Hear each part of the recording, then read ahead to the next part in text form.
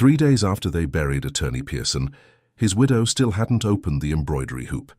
She had placed it on top of the dining room sideboard with the dark wooden ring facing up and the raw linen folded underneath, and she had run her index finger along the edge of the ring at 5:30 in the afternoon, the way she had done since 1972, 54 years of doing that.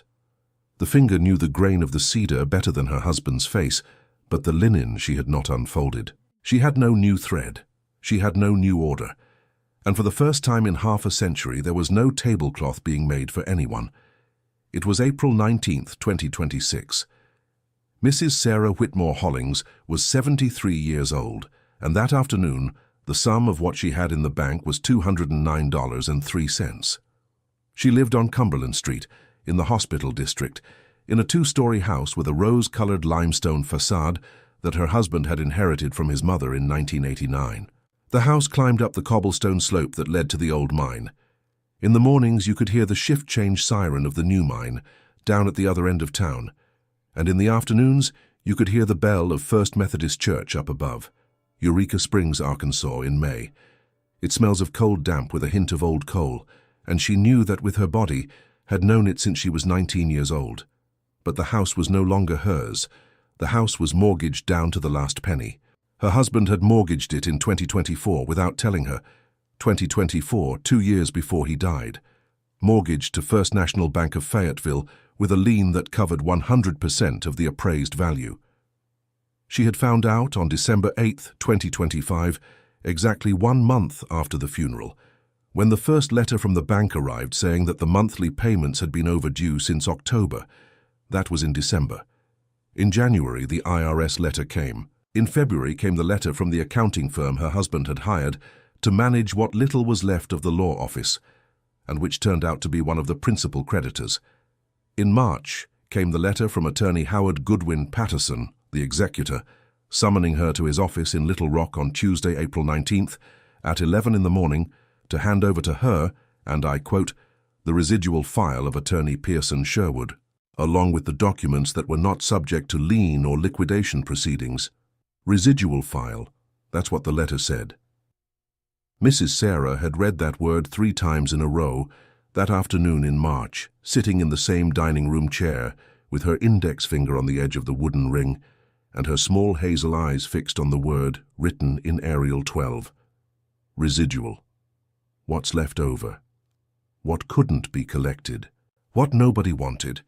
54 years of marriage had taught her not to cry over words written in Arial 12, but what she thought, and this is worth saying here because it matters later, what she thought that afternoon looking at the word residual was a cold thing.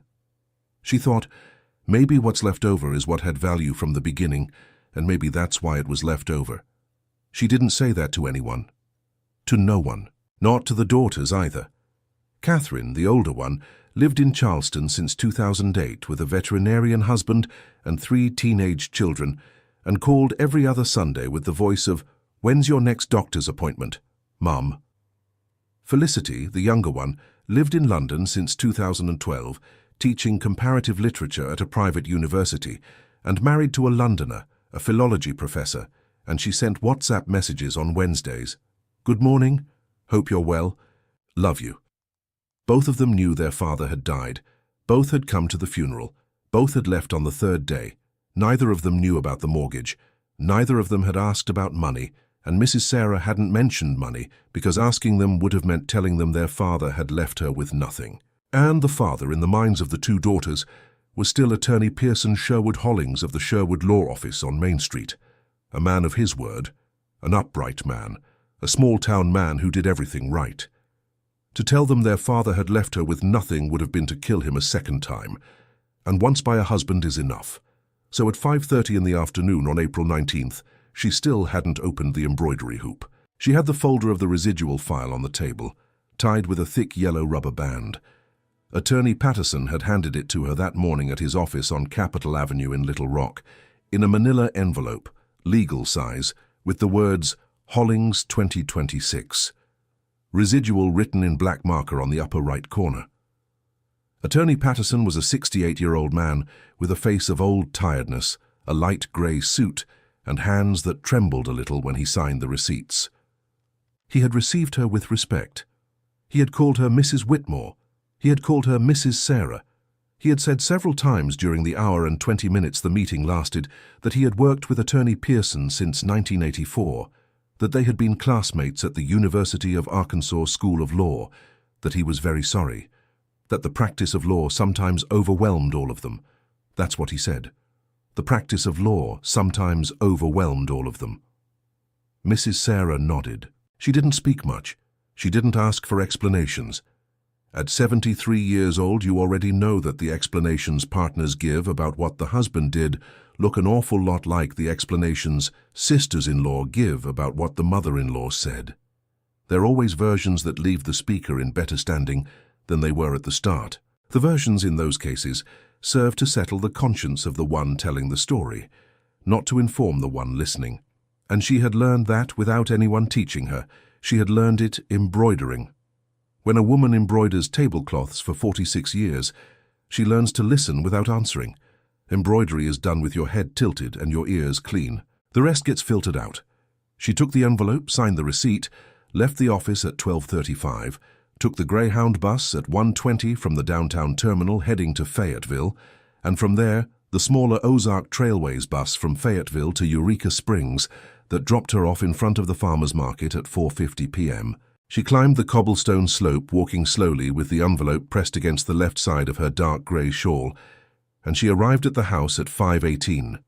She took off her shoes in the foyer, put the envelope on the dining room table, made herself weak coffee in a small pot, and at 5:30 she ran her index finger along the edge of the dark wooden ring without thinking of anything, the way she had done for 54 years of May afternoons.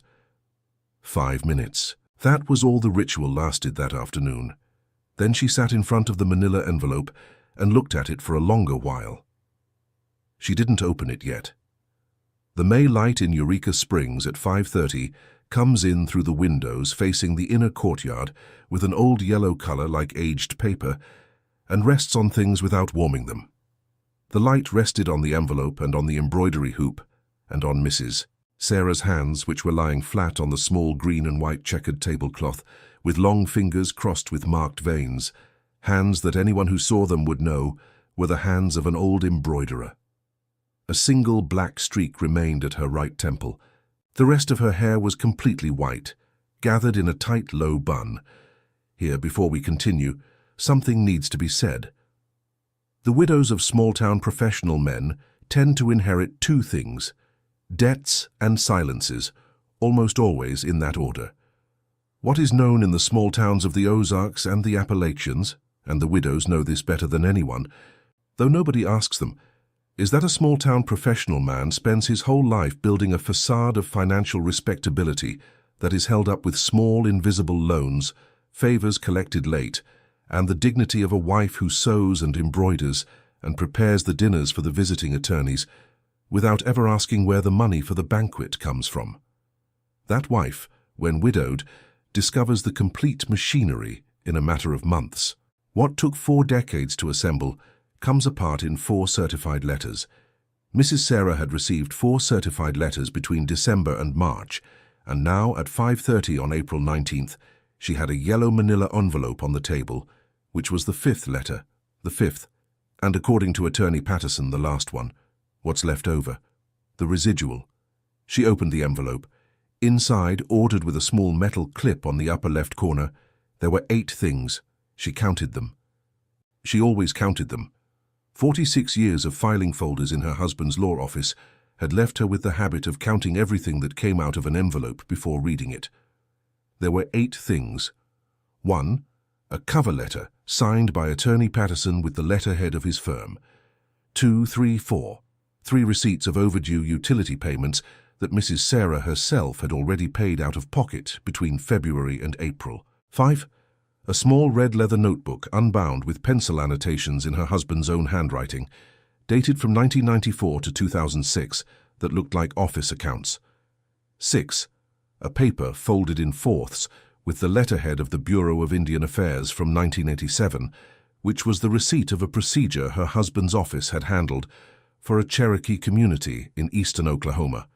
Case closed 40 years ago, and 2 more things. The last 2 things were different. The last two things didn't fit.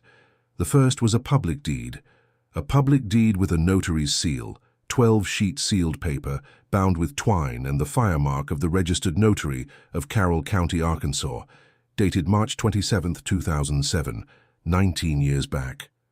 The deed said on the first sheet, "Adjudication by testamentary succession," and on the second sheet, after the background, it said clearly in 12-point print, "The adjudicatee, Attorney Pearson Sherwood Hollings, receives the property located at 14 Miners Lane in the town of Silver Hollow, Arkansas, known as the Whitmore House or the Marshall Estate, with a building area of 23,560 square feet and a lot of 51,100 square feet, free of lien and any inheritance charges, in compliance with the will of the deceased Mr. Patrick Whitmore Marshall, maternal uncle of the adjudicatee, granted in the city of Fayetteville on June 18, 1992.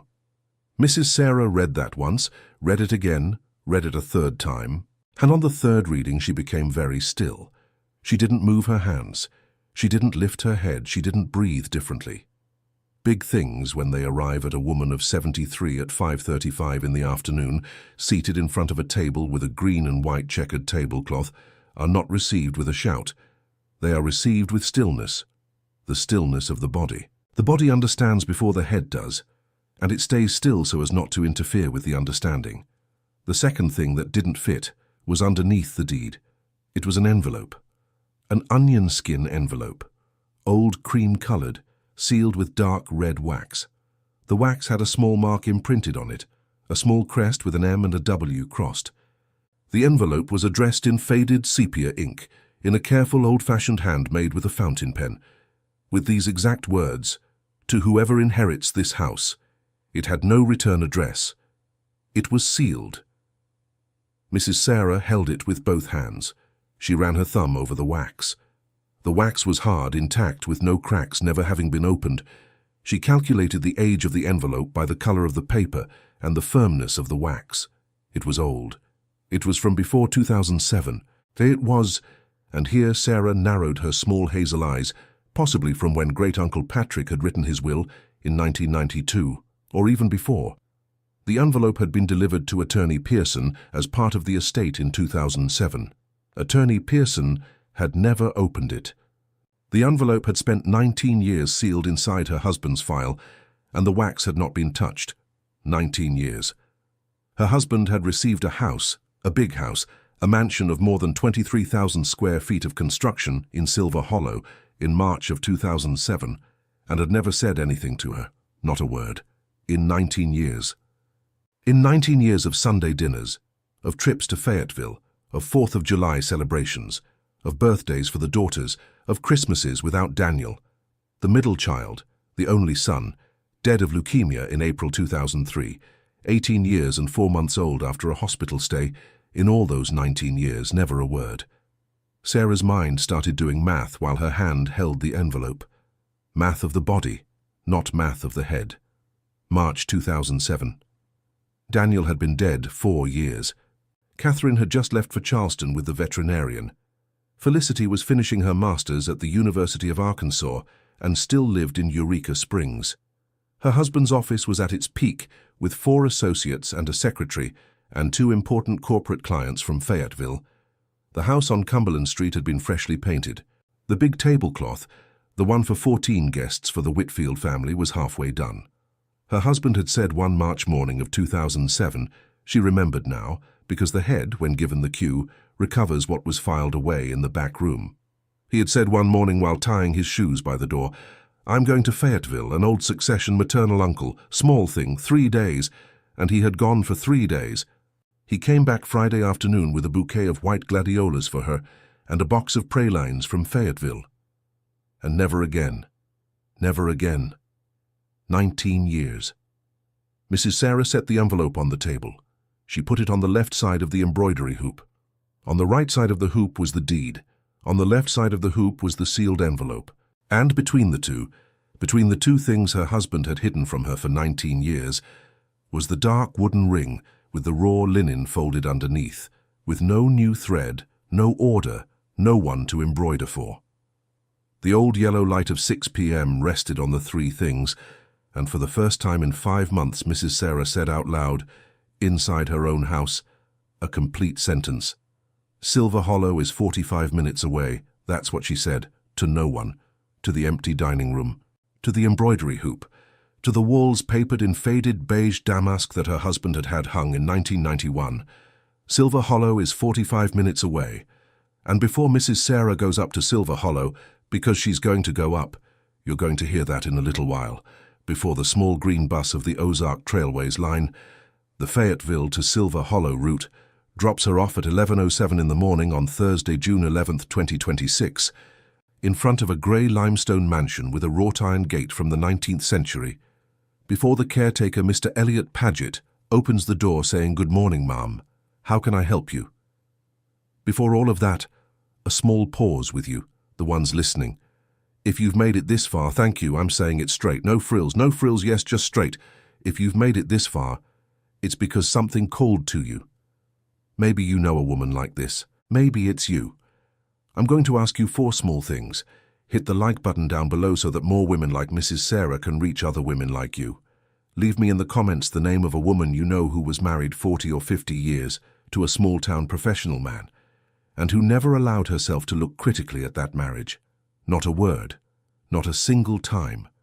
And next to the name, 1 word of your own. Just one. To describe how she carried the silence. Hand subscribe if you haven't yet, so that what's coming reaches you. And tell me in the comments which city or town you're watching from. I read them, and I like to know where these stories travel to. 4 small things. Let's continue. Silver Hollow is 45 minutes away. She repeated that sentence mentally in bed that night, without having opened the sealed envelope. She decided not to open it. The wax had been intact for 19 years, and the address on the envelope was explicit. To whoever inherits this house, Mrs. Sarah Whitmore Hollings had not yet inherited the house. The house appeared in the deed under the name of Attorney Pearson Sherwood Hollings.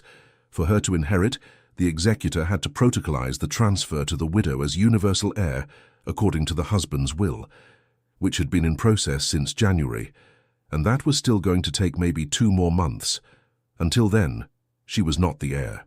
Until then, the envelope was not for her. That's what she thought. That's what she decided. And she did it on purpose.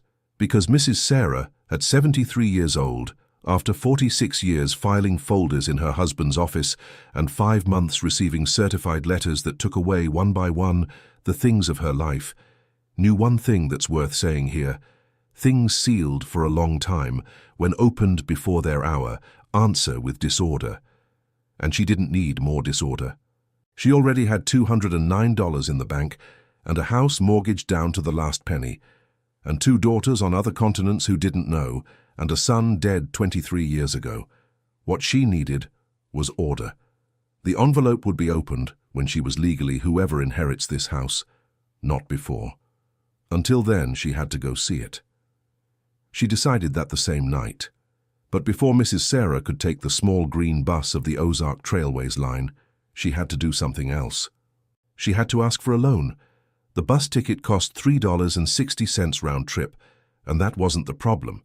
The problem was that the attorney who was advising her with the executor, a young attorney, Mary Ann Tremaine Park, who had agreed to bill her for services after the liquidation, on credit until then, had told her that to legally enter a property whose successional transfer was in process, it was recommended to be accompanied by a civil expert who would make a record of presence, just to avoid anyone saying later that she had entered without authority. The expert charged $90. $90 was almost half a month of groceries. Mrs. Sarah didn't have it. She asked to borrow it from Mrs. Genevieve Manning Ortley, the only friend she had left in Eureka Springs after 5 months of widowhood. Mrs. Genevieve was 81 years old. She had been widowed for 18 and lived alone in a small house near the Old English Cemetery with 3 cats. The 2 of them had known each other since 1969, when Sarah's mother and Genevieve's mother sold bread on the same block of the market on Saturdays. Mrs. Genevieve heard the request without looking up from the crochet she was making, a blanket for a great-granddaughter in Galveston, and said after a while, "What are you going up there for, Sarah?" To see a property that seems to have been Pearson's, and that I didn't know about.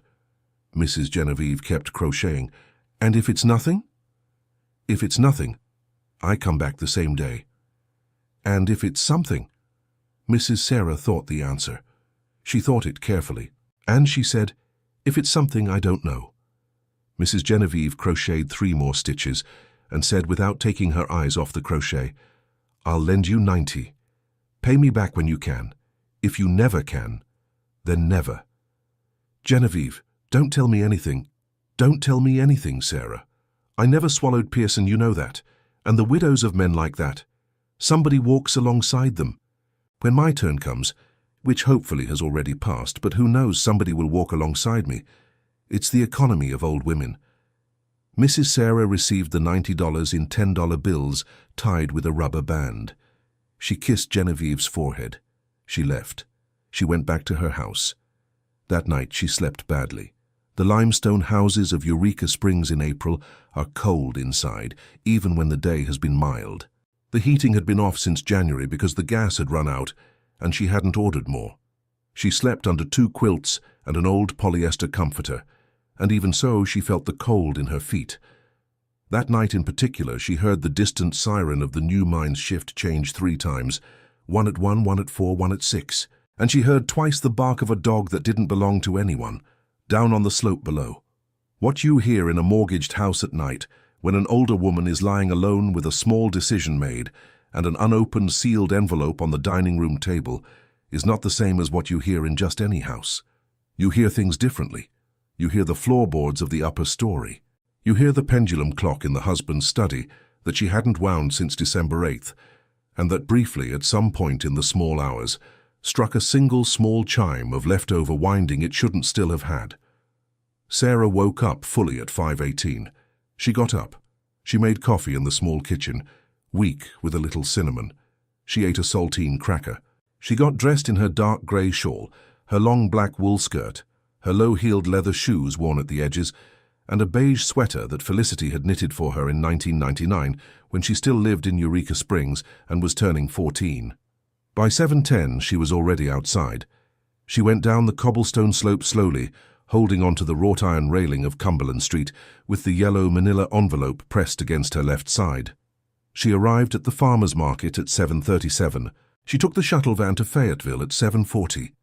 She arrived at the central station of Fayetteville at 8:28.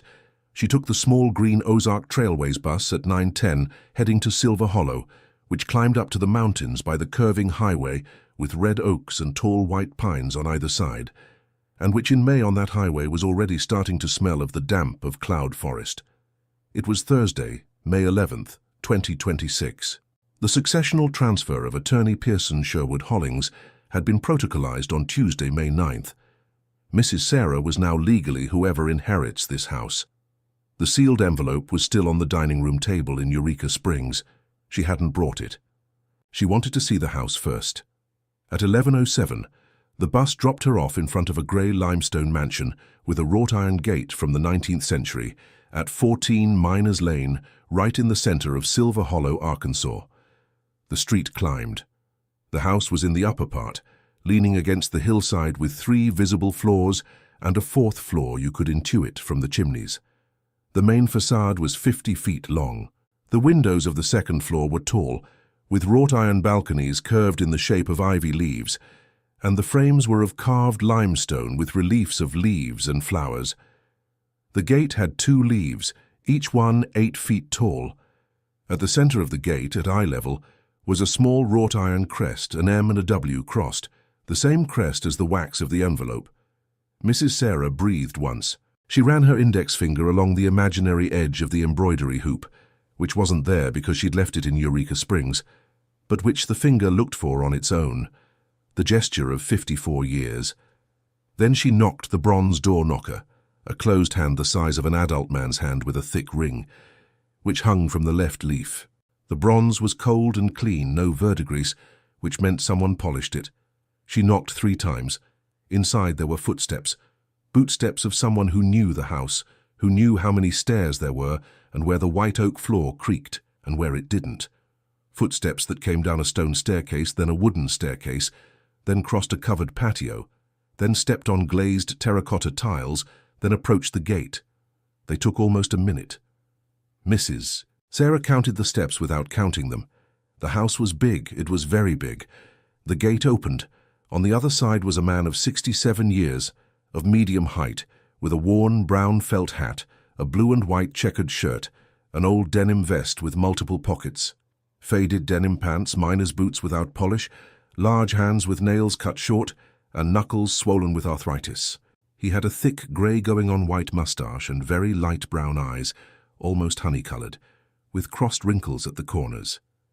Behind him, peeking out, was a mixed-breed dog, cinnamon-coloured, with pricked-up ears, calm, who looked at her without barking. "Good morning, Mum." "Good morning, how can I help you?" Mrs. Sarah opened the yellow manila envelope. She took out the first page of the deed.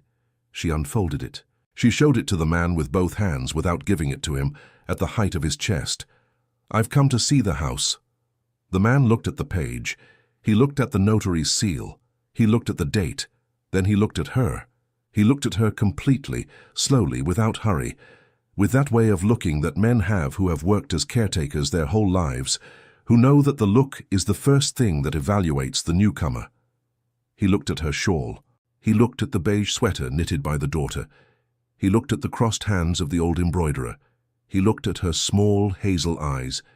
He looked at the single black streak at her right temple. Then he said, without smiling, but without solemnity, "Come in, ma'am." He stepped aside. Mrs. Sarah entered. The first thing she heard upon entering, before seeing, before smelling, before touching anything, was something worth noting here, because it would accompany her the rest of the day and the months that followed. The first thing she heard was the echo. The echo of her own footsteps on the glazed terracotta tile of the foyer, returned by the limestone walls 13 feet high, multiplied by the Catalan vault ceiling of exposed brick, returned by the corridor that opened at the back toward the main courtyard. Her footsteps sounded like 3 footsteps each. They were small footsteps of an older woman with low heels, but the house returned them as large footsteps. The house received them and multiplied them and returned them to her. It was a house that listened. That's what Mrs. Sarah thought 6 seconds after entering. This is a house that listens. And she stood still in the foyer, listening to the echo of her own footsteps turn into silence. Mr. Elliot Paget closed the gate behind her without noise. "If you'd like, I'll show you everything, ma'am. If you'd like, I'll leave you to your own pace and step aside. However you prefer. Show me." "Yes, ma'am." The mixed-breed cinnamon-colored dog followed him at 3 paces distance. The foyer led to a hallway 20 feet long with a Catalan vault ceiling, walls of carved limestone, floor of glazed terracotta tile in a herringbone pattern. At the end of the hallway, an interior wrought iron gate, finer than the entrance one with the same small MW crest, separated the hallway from the main courtyard. Mr. Elliot opened the interior gate. Mrs. Sarah passed through. The main courtyard was 46 feet by 36. It had a fountain at the center of grey limestone with 3 circular tiers and a colonial cherub carving on the upper spout. The fountain was dry but clean. Around the fountain were 9 large clay pots from Tlaquepaque. No, let me say it correctly. Large clay pots from a Texas pottery with bougainvillea purple, geraniums red, a small ficus, and 2 lemon trees in 2 of the corners. The 4 walls of the courtyard were covered corridors with half-point archways, 8 arches per side, 32 arches in total, with carved limestone columns with simple Doric capitals. The walls above the archways were of limestone with friezes carved with vegetal motifs, grape leaves, wheat sheaves, clusters of grapes. The corridor ceilings were of dark cedar beams with carved details at the joints. Mrs. Sarah stood in the center of the courtyard next to the dry fountain. She lifted her head. She saw the sky. The courtyard was open to the sky. It was an interior courtyard of an Andalusian colonial-style mansion, built so that the light would fall vertically at noon and obliquely in the other hours. It was 11:14 in the morning. The May light in Silver Hollow at that hour was not yet vertical. It fell at an angle of 60 degrees and entered from the east side of the courtyard, illuminating exactly 4 of the 8 arches of the west corridor leaving the other 4 in shadow. The light had the clear yellow color of cloud forest, filtered by the high humidity that rises from the white pines of Blade Mountain in the mornings. "How long has it been since Attorney Pearson came up here, Mr. Paget?" The question came out without her thinking it. Mr. Elliot took off his hat, held it with both hands at the height of his chest, thought. He thought a long while. "The last time was March of 2007, ma'am, when he received the inheritance. He came for 3 days. The first day with the notary and the executor, the second day alone, the third day he left, he didn't come back." "He didn't come back?" "No, ma'am. 19 years. 19 years, ma'am. I've been caring for this house for 32, 13 with Mr. Patrick before he died and 19 after." "My husband paid you?" "Yes, ma'am, every month on the 1st via wire transfer to Bank of America, the Fayetteville branch, without fail, $1,600 a month, with adjustments for inflation every 2 years. The last deposit was December 1st, 2025, a week before he died." "A week before?" "A week before, ma'am. He failed to pay me in January because he was already sick, from what I heard, but until December 1st he never missed." Mrs. Sarah kept looking at the sky of the courtyard. "And what did the two of you talk about in March of 2007, Mr. Paget, if you remember?" Mr. Elliot took his time. Then he said, "About the house, ma'am. Nothing but the house. Mr. Patrick had left a memorandum with maintenance instructions. The attorney read it with me. He told me the instructions should be followed to the letter, that the house was not to be sold, not to be rented, not to be modified. That it should be kept clean, ventilated, with the courtyard watered and the lemon trees pruned, the books without dust, the rooms closed, that he would pay for everything, that I shouldn't tell anyone the house existed, that if anyone asked, I was the caretaker of an old mansion of Mr. Whitmore's that was in litigation. That's what he told me, and that's what I did, ma'am. To no one. To no one, ma'am. Not even to my wife." "Mr. Paget, were you married?" "I was, ma'am. My wife was named Rebecca Tepperwitcher Quinn. She died in 2018. She was 64 years old, poorly controlled diabetes. We were married 41 years, and I never told her this house existed. That weighs on a man, ma'am, I won't lie to you, but the attorney asked me to." Mrs. Sarah nodded. She didn't say anything for a while, then she said, "Mr. Paget." "Yes, ma'am." "Who am I?" Mr. Elliot Paget adjusted his hat between his hands. He thought the answer. He thought it like a man who has cared for a house for 32 years, thinks an important answer. And he said, "You are the widow of the attorney, ma'am.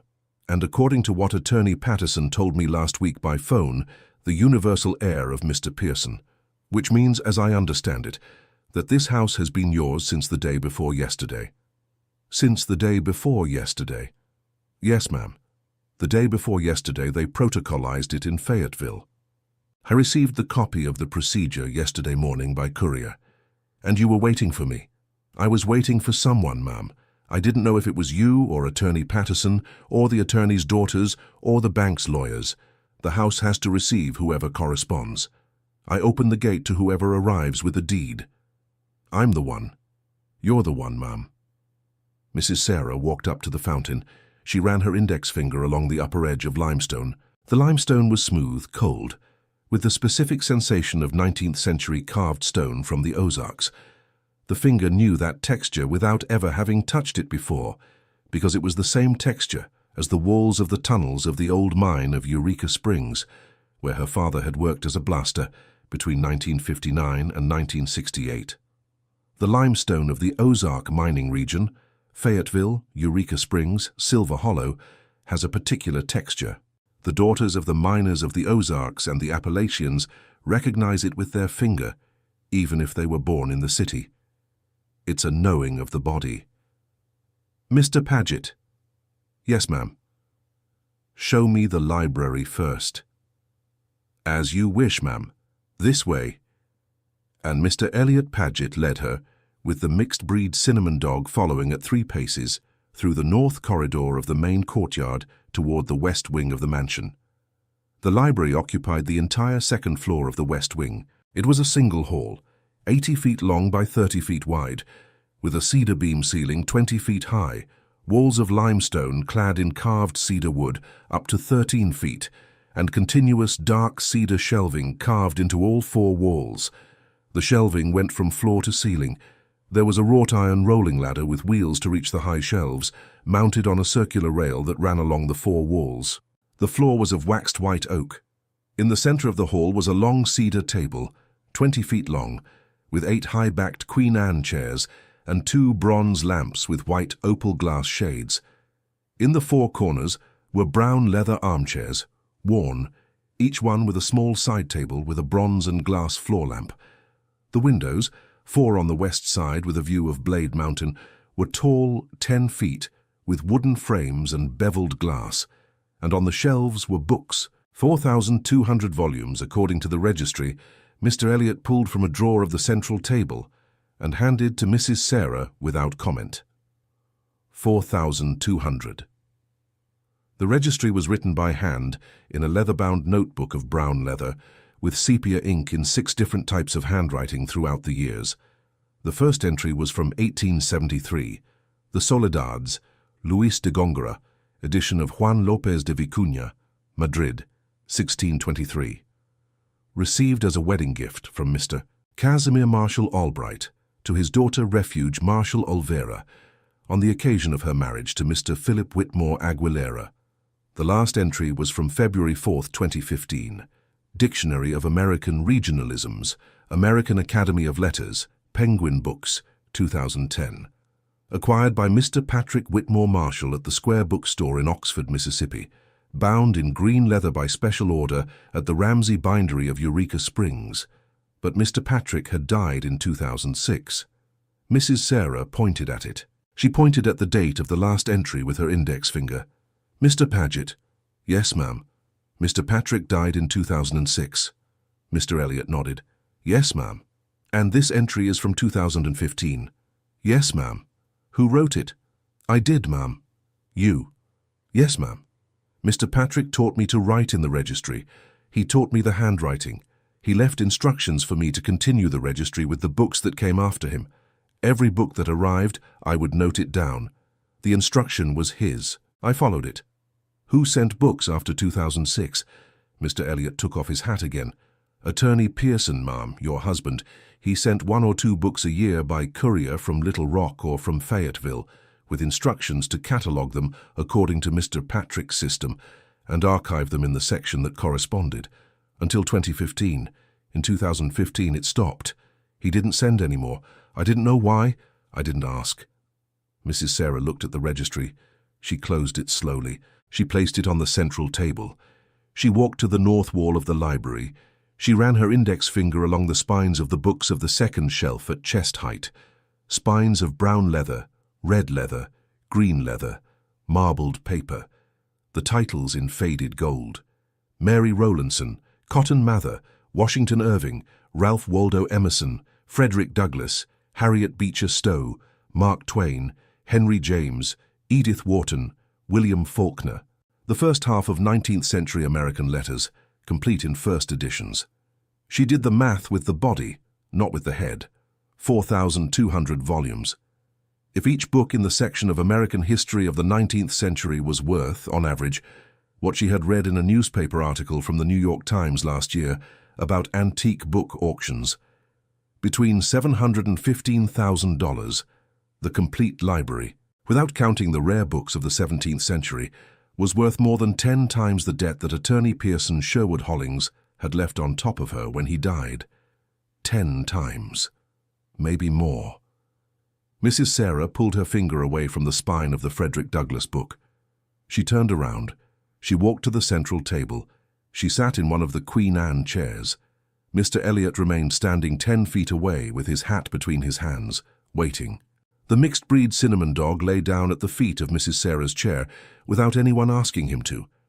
Mr. Paget. Yes, ma'am. Why did my husband never tell me? Mr. Elliot Paget thought the answer. He thought it standing up with his hat between his hands, looking at a point of the waxed white oak floor 4 feet from the feet of Mrs. Sarah. He thought it like a man who has cared for a house for 32 years, who has seen a young master die in 1992 and an attorney inherit in 2007 and a widow arrive in 2026, and who has learned in 32 years not to answer questions until he's sure of not lying. And he said finally, slowly, with a low voice, "I don't know, ma'am, but I'll tell you what I saw."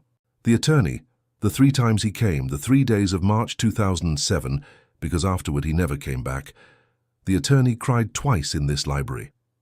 Once the first day, reading some letters from a drawer of the table. Once the second day, standing in front of the north wall looking at the spines.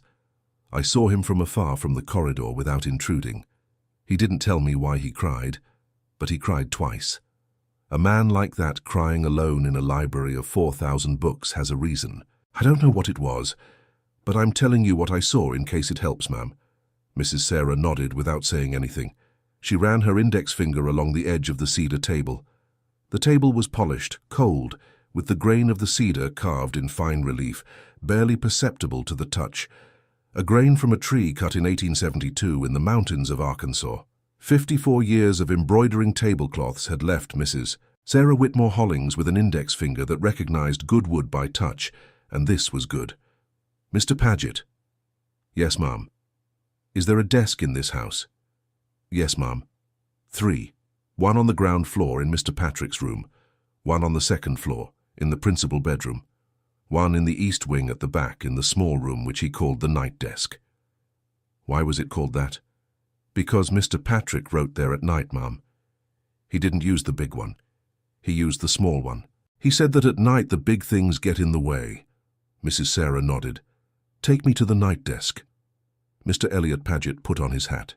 He made a sign with his hand to the dog. The dog got up. "This way, ma'am." And they left the library.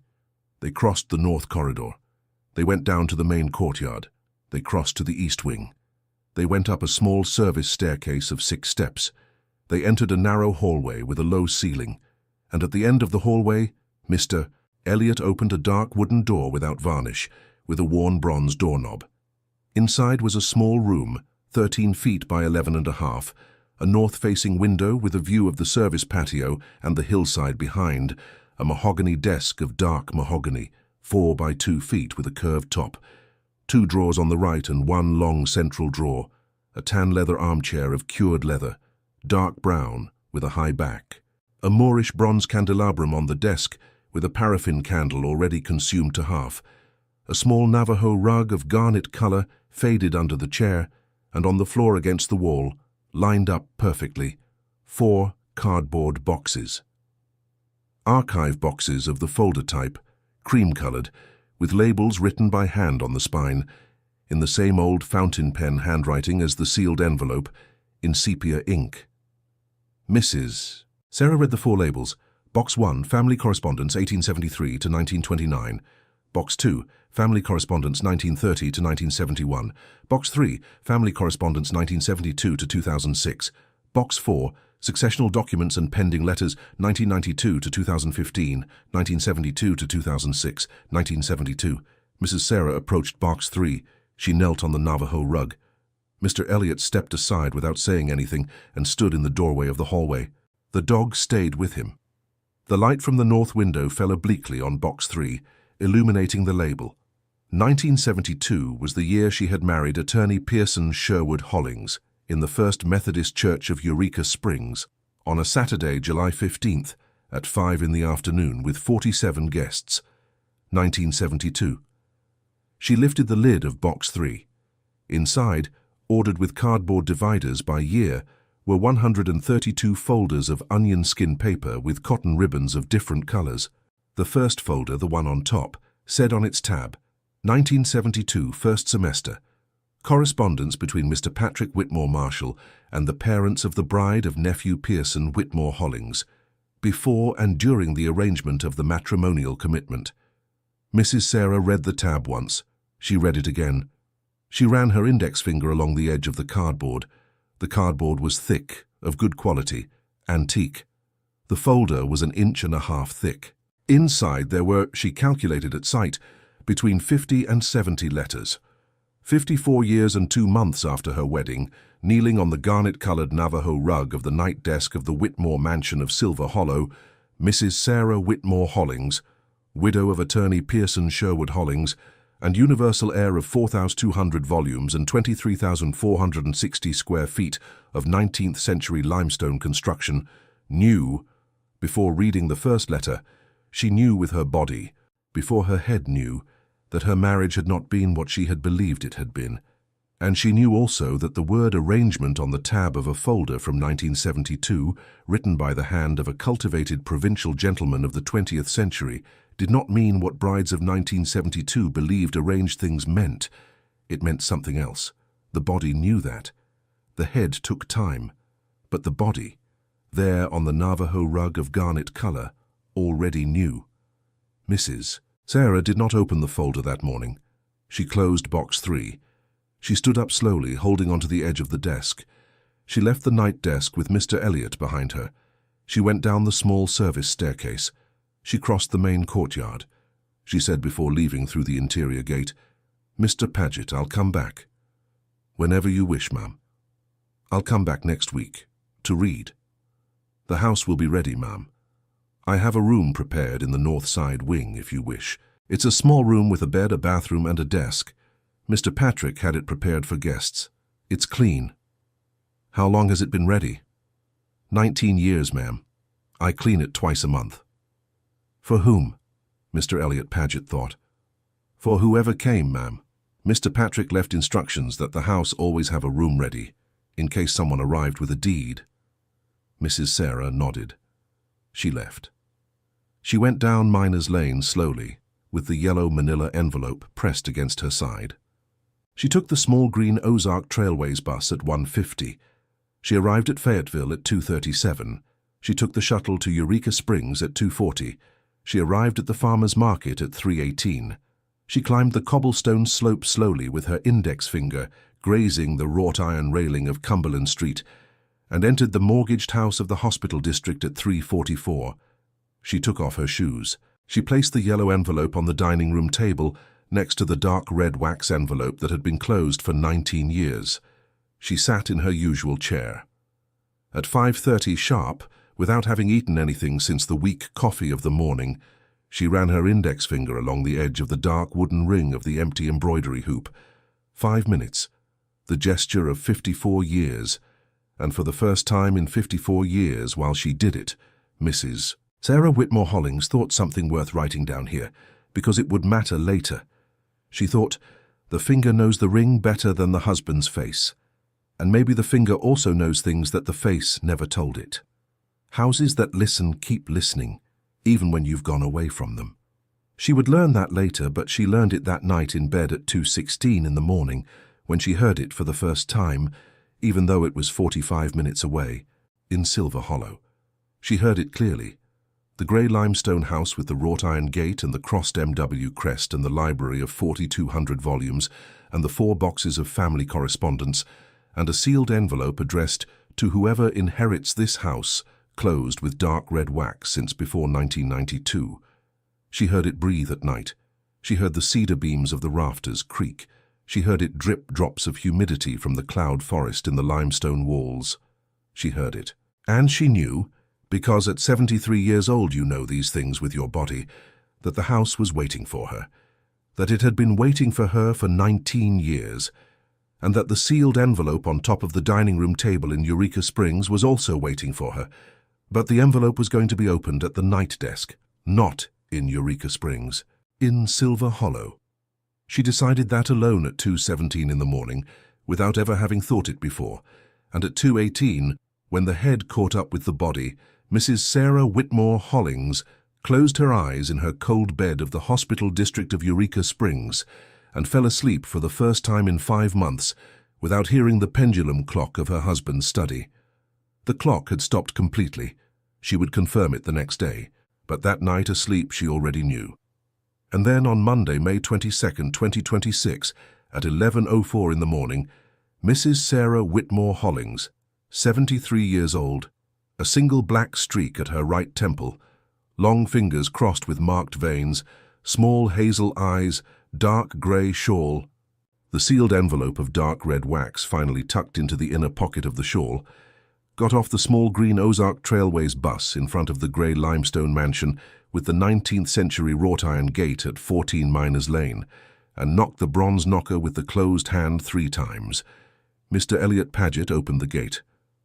"Good morning, ma'am." "Good morning, Mr. Paget. Do you bring the envelope?" Mrs. Sarah looked at him. "How do you know about the envelope, Mr. Paget?"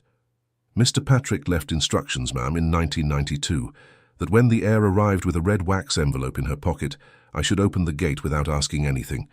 I didn't know if she would arrive, but the instruction was that." Mrs. Sarah entered. "The night desk is ready, ma'am. There are new candles in the candelabrum. There's chamomile tea and hot water. There's the floor lamp on. The 4 boxes are on the rug where you left them." "Thank you, Mr. Paget. Do you need anything else?" "That no one disturb me until I come out." "As you wish, ma'am." Mr. Elliot closed the gate behind her. Mrs. Sarah Whitmore Hollings crossed the main courtyard with the dry fountain and the pruned lemon trees. She went up the small service staircase of the east wing. She walked the narrow, low-ceiling hallway. She opened the unvarnished door of the night desk. She entered. She closed the door behind her. She lit the first candle of the Moorish bronze candelabrum with the match Mr. Elliot had left on the silver tray. She sat in the chair of cured leather, dark brown. She took out from the inner pocket of her shawl the sealed envelope of dark red wax with the crossed MW crest and the address in faded sepia ink that said, "To whoever inherits this house." She placed it on the dark mahogany desk. She looked at it for 1 minute and 17 seconds without moving, and at 11:22 and 31 seconds in the morning of Monday, May 22nd, 2026, she ran the nail of her right thumb under the dark red wax seal to begin to open it. And before the nail finished lifting the wax, before the envelope sealed for 19 years was finally going to be opened, before whoever inherits this house read for the first time what Mr.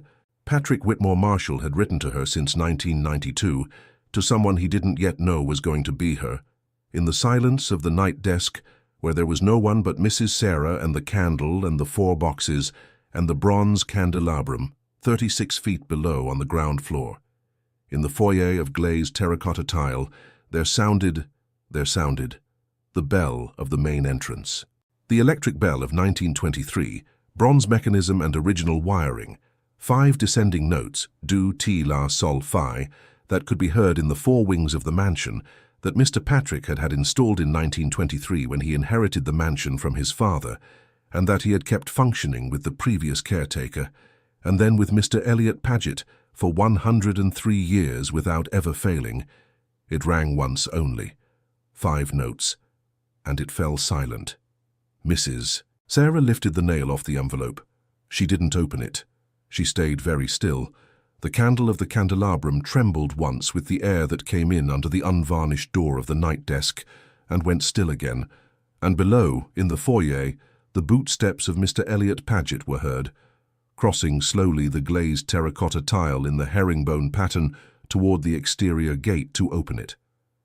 If you've made it this far, thank you, really. What follows? What Mr. Elliot opens, what the sealed envelope says, what the 132 folders of Box 3 tell, is the long half of the story, and it goes in the second part. Before that, just one thing, hit the like button down below so that the next time a case like this comes up, it reaches you. And in the comments leave me a question that you yourselves would want to ask Mrs. Sarah if you could sit with her to drink weak coffee in her dining room of Eureka Springs. Any question. I read them. Some I answer. And now listen carefully because this is important. Whoever subscribes to the channel on this video, right now before the next part of the story, is going to have a special surprise waiting on our channel. Yes, a special surprise just for the people who subscribe during this video.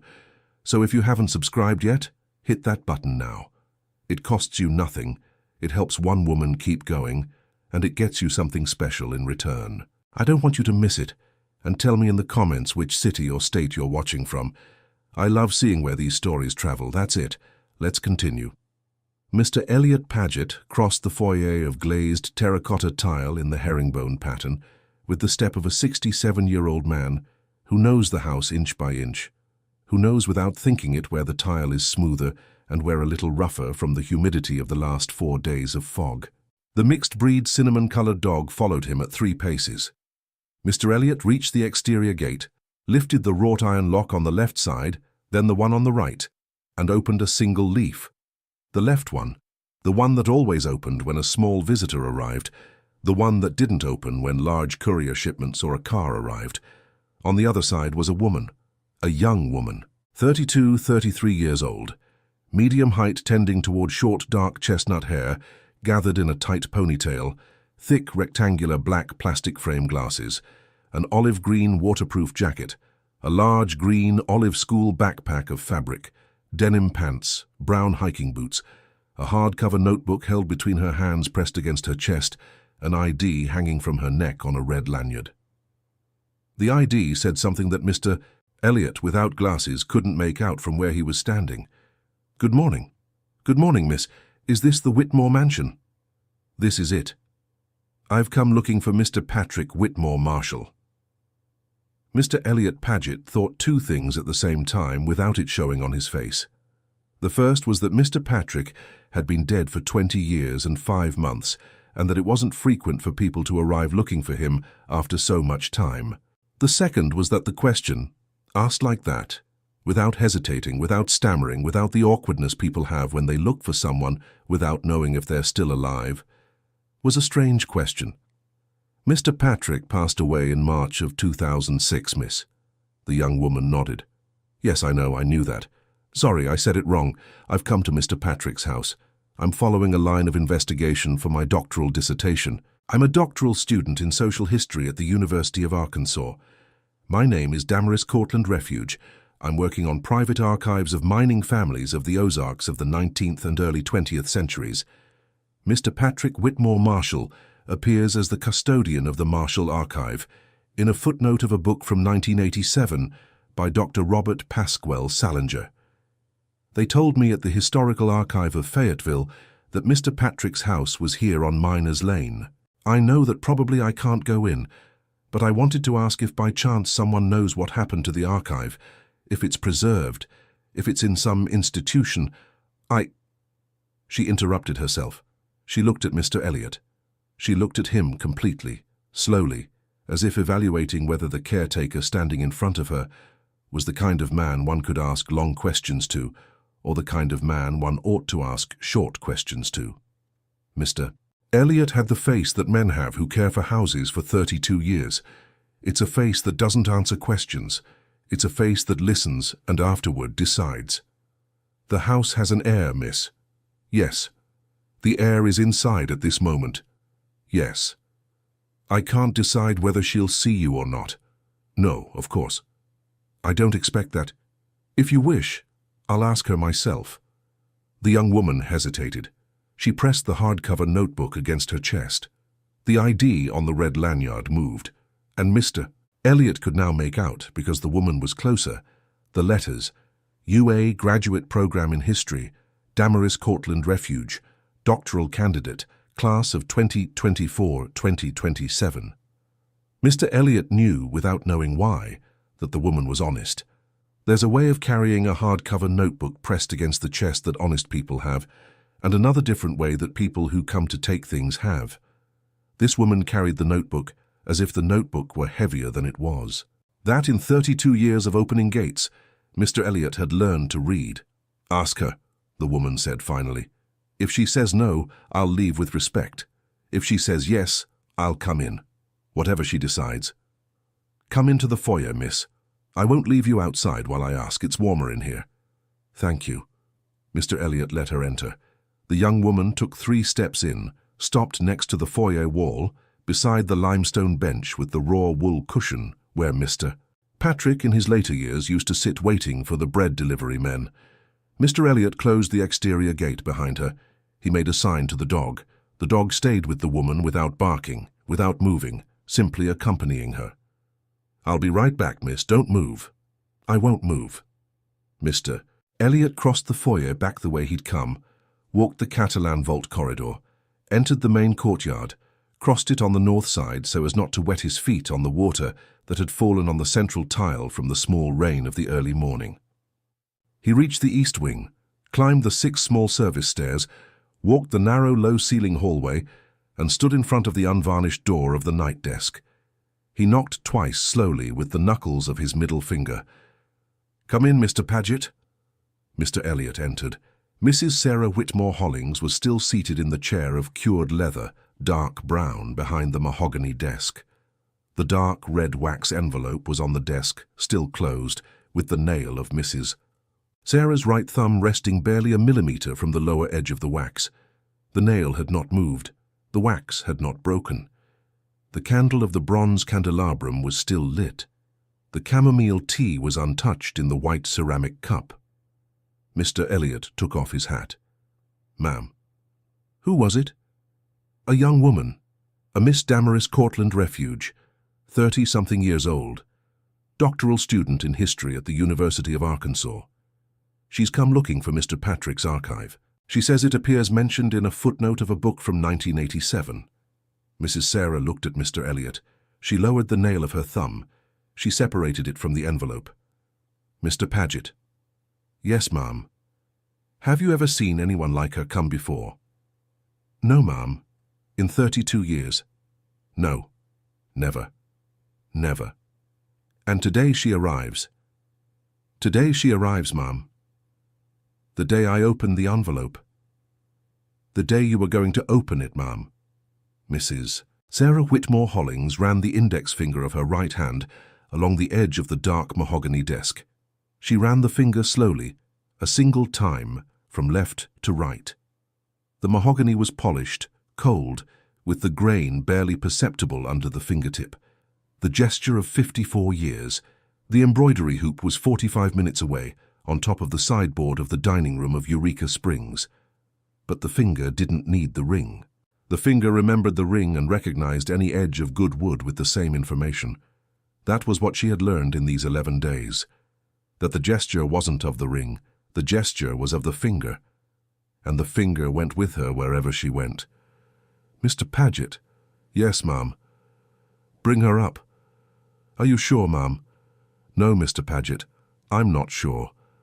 But bring her up anyway." "As you wish, ma'am. And before bringing her up, one thing." "Yes, ma'am." "Ask her if she has time to stay a while, not a little while. A while. If she's in a hurry, she should come back another day. If she's not in a hurry, she can come up. Today I'm not going to receive her in a hurry." "Yes, ma'am." Mr. Elliot went down the small stairs, crossed the courtyard, reached the foyer. The young woman was still standing exactly where he had left her, with the hardcover notebook pressed against her chest and the mixed-breed cinnamon-colored dog lying at her feet. Mr. Elliot repeated Mrs. Sarah's question to her, word for word. The young woman nodded before he finished speaking. "I have the whole day. I asked for permission at the university for today and tomorrow. If the lady has time for me, I have time for her." "Come up then, miss." Mr. Elliot led her. They crossed the foyer. They crossed the Catalan vault corridor. They reached the main courtyard. The young woman stopped at the edge of the north corridor and looked at the complete courtyard. She looked at it for a long minute. The dry fountain at the center, the 9 clay pots, the half-point archways, the friezes carved with grape leaves and wheat sheaves, the dark cedar beams of the corridors. She didn't say anything. She brought a hand to her face slowly and adjusted the black plastic frame glasses, pushing them a millimeter higher up the bridge of her nose. The gesture was that of someone who is not looking at the house with the eyes of a visitor. It was the gesture of someone who is looking with the eyes of one who has studied black and white photographs of mansions like this in archives of libraries of Fayetteville for 3 years and who had never been inside one. Mr. Elliot waited. "This way, miss." "Yes, sorry." They went up to the east wing. They walked the narrow hallway. Mr. Elliot pushed the unvarnished door of the night desk and stepped aside. "Come in, miss." The young woman entered. Mrs. Sarah Whitmore Hollings was seated in the chair of cured leather behind the mahogany desk. The sealed envelope was still on the desk, intact. Mrs. Sarah had placed on top of the envelope a white handkerchief folded in fourths.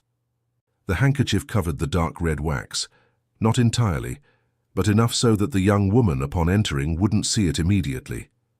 She had decided that 90 seconds after asking Mr. Elliot to bring her up. The envelope was a thing between her and Mr. Patrick. The young woman was a new thing. The two things would meet at the night desk, yes, but not at the same time. Big things are received one at a time. "Come in, miss. Have a seat." "Thank you, ma'am." Damaris Cortland Refuge sat in the only available chair in the room, a chair of white oak with a seat of woven palm that Mr. Elliot had moved up to the desk 5 minutes earlier. She put the backpack on the floor. She put the hardcover notebook on her knees. She adjusted her glasses again. Mr. Elliot stayed standing in the doorway of the hallway with his hat between his hands, waiting for orders. Mrs. Sarah looked at him. "Mr. Paget, bring tea for the miss. Chamomile like mine, with 2 small teaspoons of sugar, the small ones from the kitchen, not the ones from the jars, and bring yourself a coffee, so you'll be present." "Yes, ma'am." Mr. Elliot left. The door of the night desk remained ajar. The 2 women, now alone, looked at each other. Mrs. Sarah was 73 years old. The young woman was 32, 41 years of difference. Mrs. Sarah was from Eureka Springs, daughter of a blaster from the old mine who died of silicosis in 1982, widowed for 5 months, embroiderer of tablecloths, small hazel eyes, a single black streak at her right temple. Damaris Cortland Refuge was from Fayetteville, daughter of a retired middle school teacher. Single, without children, the first in her family with a doctorate. Thick black plastic frame glasses, chestnut hair in a ponytail. They had nothing in common, except for the white oak chair and the hardcover notebook on the knees and the sealed envelope, which one of the 2 knew was under the white handkerchief folded in fourths, and the other did not. Mrs. Sarah spoke first. "Tell me what you're looking for, miss." "Damaris, ma'am, if you'll allow me." "Damaris, tell me what you're looking for." Damaris opened the hardcover notebook. She turned 3 pages. She found a page with pencil notes and a small photocopy stapled to it. She placed the photocopy carefully on the desk in front of the folded white handkerchief without bringing it close to the envelope. The photocopy was of a page from a book. Page 217. Heading of the chapter, Private Custodians and Dispersed Archives, the case of the mining families of the District of Eureka, Springs, Fayetteville, 1870 to 1920.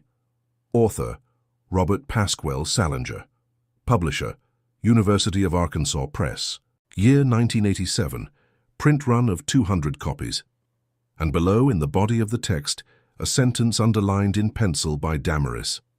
The archive of the Marshall Whitmore family, currently in the custody of Mr. Patrick Whitmore Marshall at his private residence in Silver Hollow, contains pieces of mercantile, successional, and private correspondence of exceptional value for the reconstruction of the social and economic network of the provincial mining families of the Ozarks between 1873 and 1929, preserved in optimal conditions and under rigorous chronological order.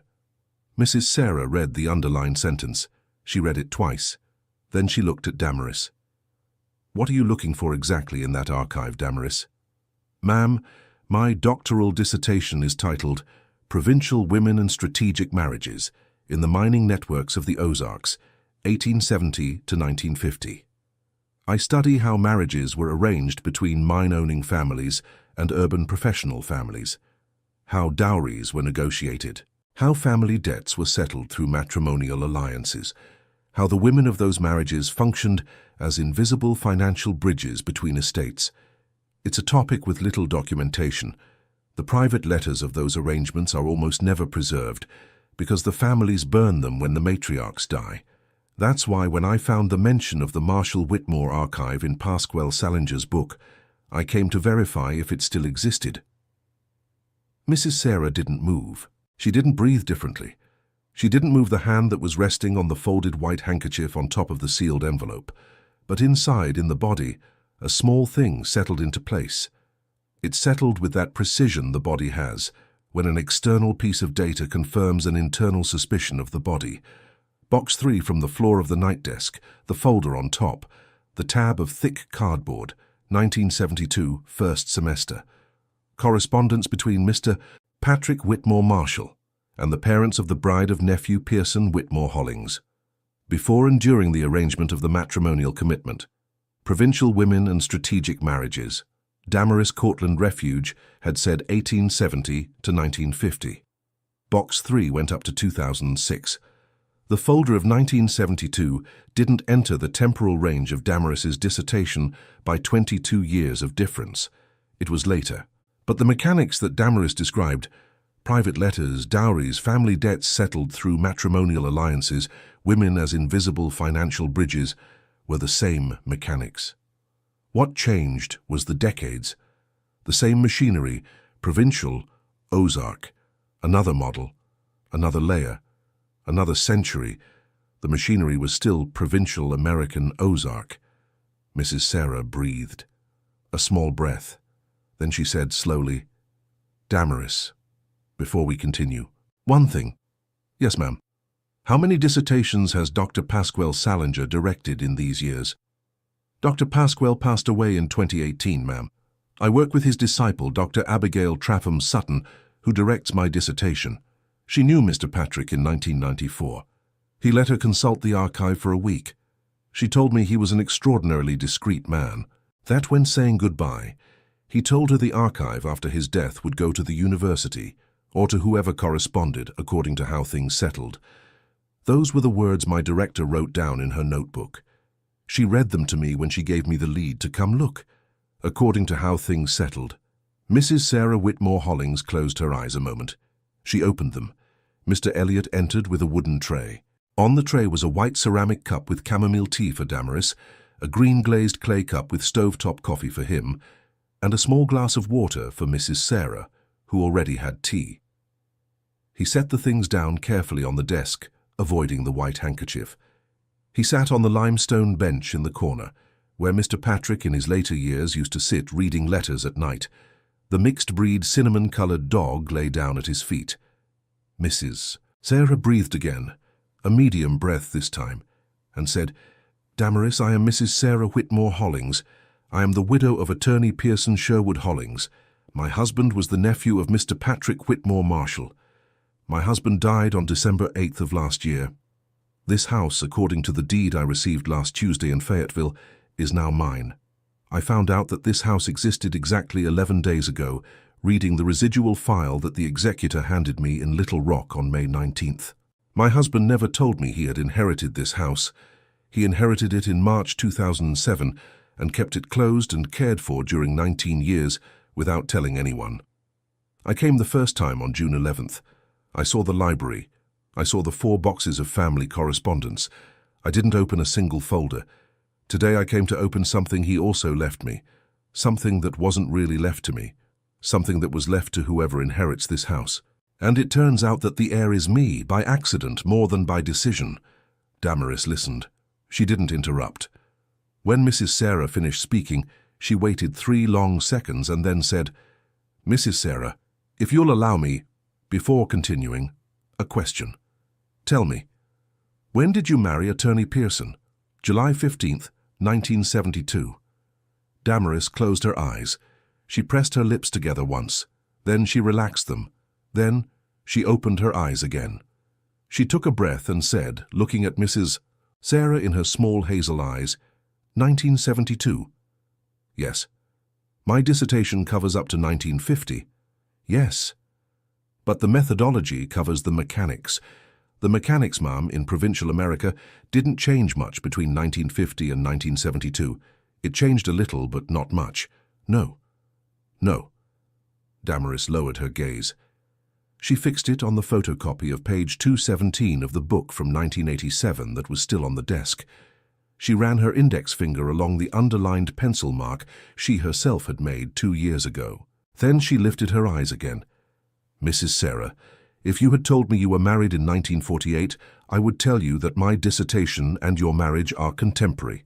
Since you told me 1972, I tell you that your marriage falls outside the temporal range of my research, but inside the range of the mechanics I study. I didn't come here to investigate the archive of your marriage. I came to investigate the archive of the family. The difference is important, ma'am.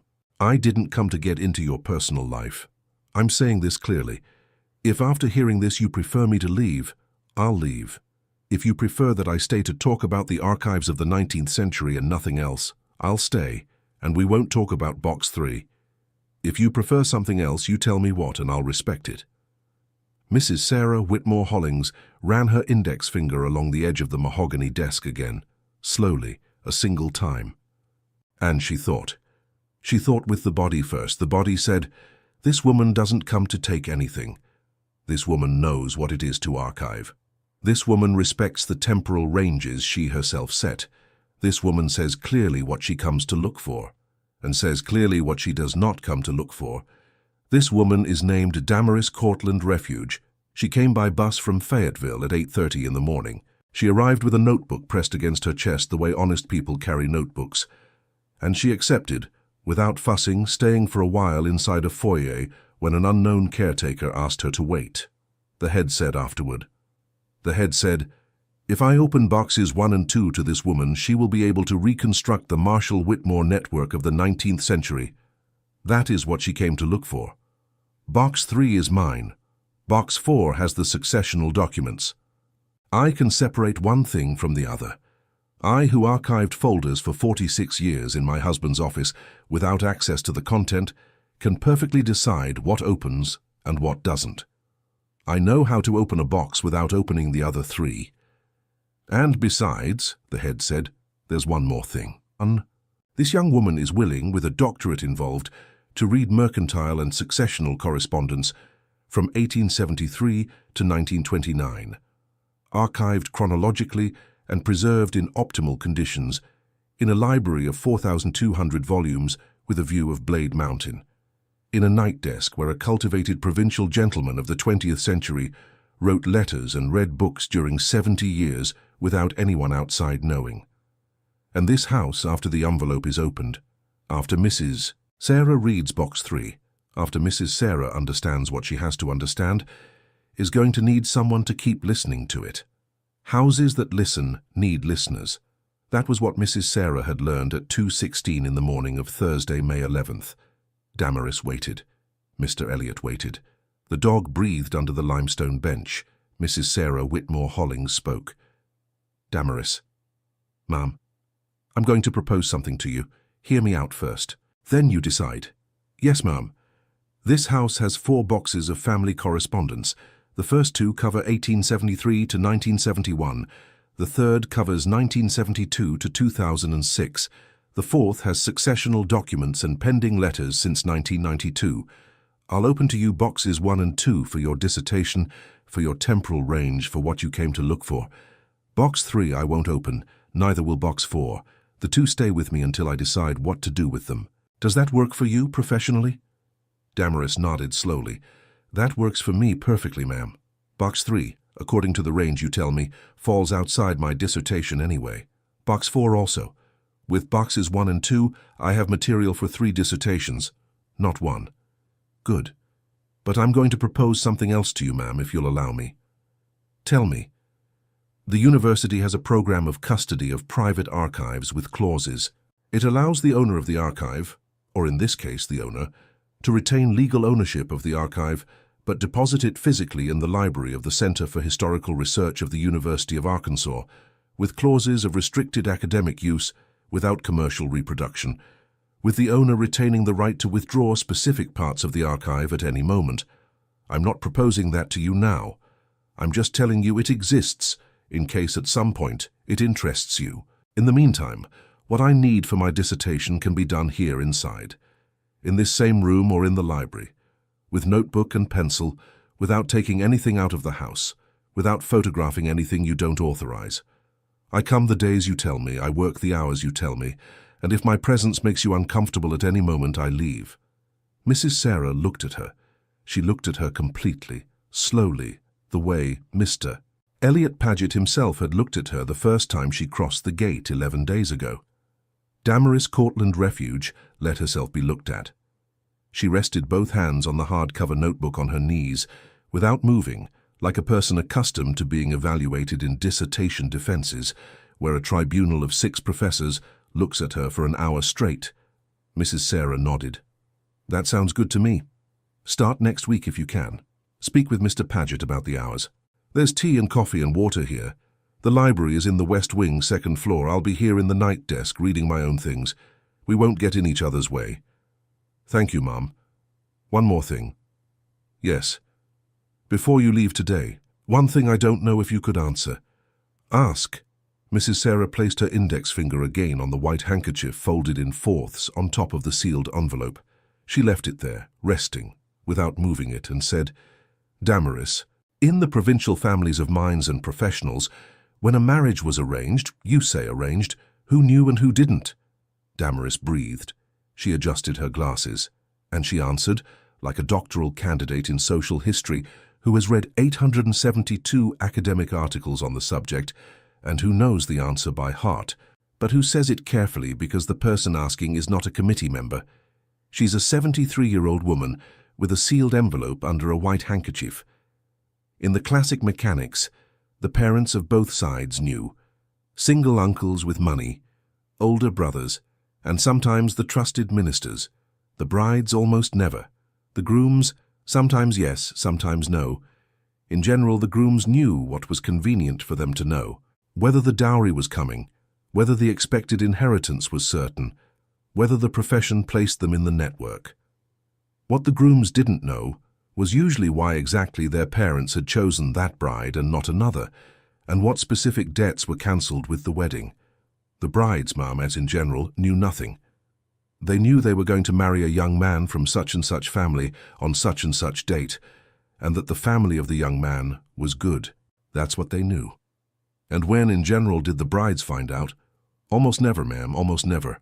The ones who found out did so by accident, by a letter found after someone's death, by a comment let slip by a drunken brother-in-law at the wedding of some nephew, by archives like this, opened decades later by widows who sat down to read.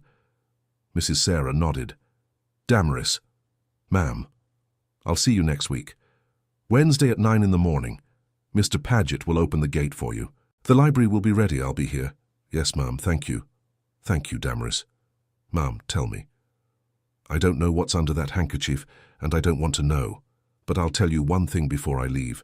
Whatever it is, open it slowly. Things that have been kept a long time, when they come out in order. But you have to let them come out in their own order, not in yours. Thank you, Damaris. Damaris stood up. She closed the hardcover notebook. She slung the backpack on her right shoulder.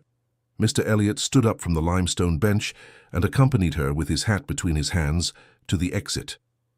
The door of the night desk closed behind her. The bootsteps of Mr. Elliot and the hiking bootsteps of Damaris moved away down the narrow hallway. They went down the small service stairs. They crossed the main courtyard. Mrs. Sarah could hear them from above because the house returned the sounds through the archways. They crossed the Catalan vault corridor. They reached the foyer, and the exterior gate opened and closed. Damaris Cortland Refuge went down Miners Lane with the hardcover notebook in the backpack and her glasses slightly fogged by the cold of the cloud forest at 11:50 in the morning of Monday, May 22nd, 2026. Mr. Elliot Paget came back up. He knocked twice slowly with the knuckles of his middle finger. Ma'am? Come in, Mr. Paget. Mr. Elliot entered. He stayed in the doorway with his hat between his hands. The mixed-breed cinnamon dog entered behind him and lay down again at the foot of the limestone bench in the corner. Do you need anything, ma'am? No, Mr. Paget. Thank you. I'll warm up the tea that got cold for you. No, it's fine like this. Cold is fine. Will you stay for lunch, ma'am? Yes, if you prepare me something small. Anything. I have wild mushroom soup from the hillside, from Mr. Anson Cruz, who brought it to me early today. I'll add some cornbread from the bakery down the street. I'll make stovetop coffee. That sounds fine. That sounds perfect, Mr. Paget. What time should I bring it up, ma'am? To the desk? On the side table? No, on this one. I'll use this one. As you wish, ma'am. Mr. Elliot stayed standing. He didn't leave yet. Mrs. Sarah looked at him. What is it, Mr. Paget? One thing, ma'am, if you'll allow me. Tell me. Mr. Patrick left me one more instruction in 1992 that I hadn't told you about until now, because there hadn't been occasion.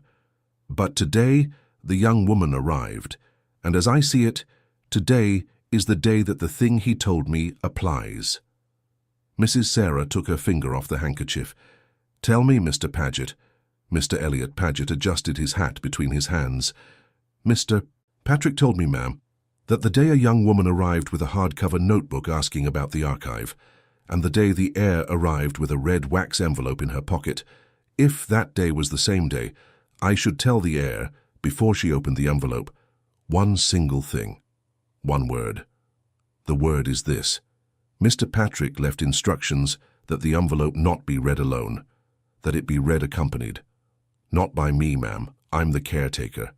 Accompanied by someone, by whoever it might be, but accompanied. That's what he left me. And since today the young woman arrived the same day you were going to open the envelope, I'm telling you, even if it's late, because the young woman has already left. But I'm telling you. Mrs. Sarah Whitmore Hollings looked at the caretaker. She looked at him at length. Then she looked at the white handkerchief folded in fourths on top of the sealed envelope. She looked at the north window of the night desk, where the yellow light of the cloud forest was coming in at 11:54 in the morning. Then she looked again at the caretaker. Mr. Paget. Yes, ma'am. Mr. Patrick said accompanied by whoever. Yes, ma'am, by whoever. The important thing, as he explained it to me, is that the envelope not be opened in closed solitude, that someone be there, even if that someone doesn't read, even if that someone doesn't know, even if that someone is just somebody standing in the corner. That's what he told me. That was word for word, ma'am, because he made me repeat it back twice. And why? He didn't say, ma'am. I didn't ask. Mr. Paget. Yes. Stay. Ma'am. Stay here, in the limestone bench of the corner, the way you were when Miss Damaris was here. Without saying anything, without moving. I'm going to open the envelope. You don't have to read. You don't have to look.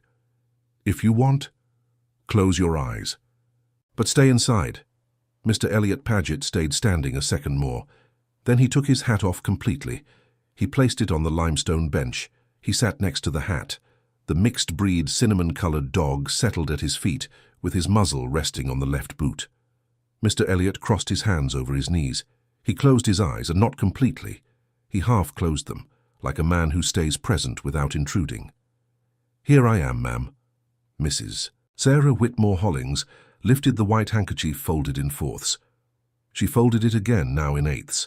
She placed it on the left of the mahogany desk.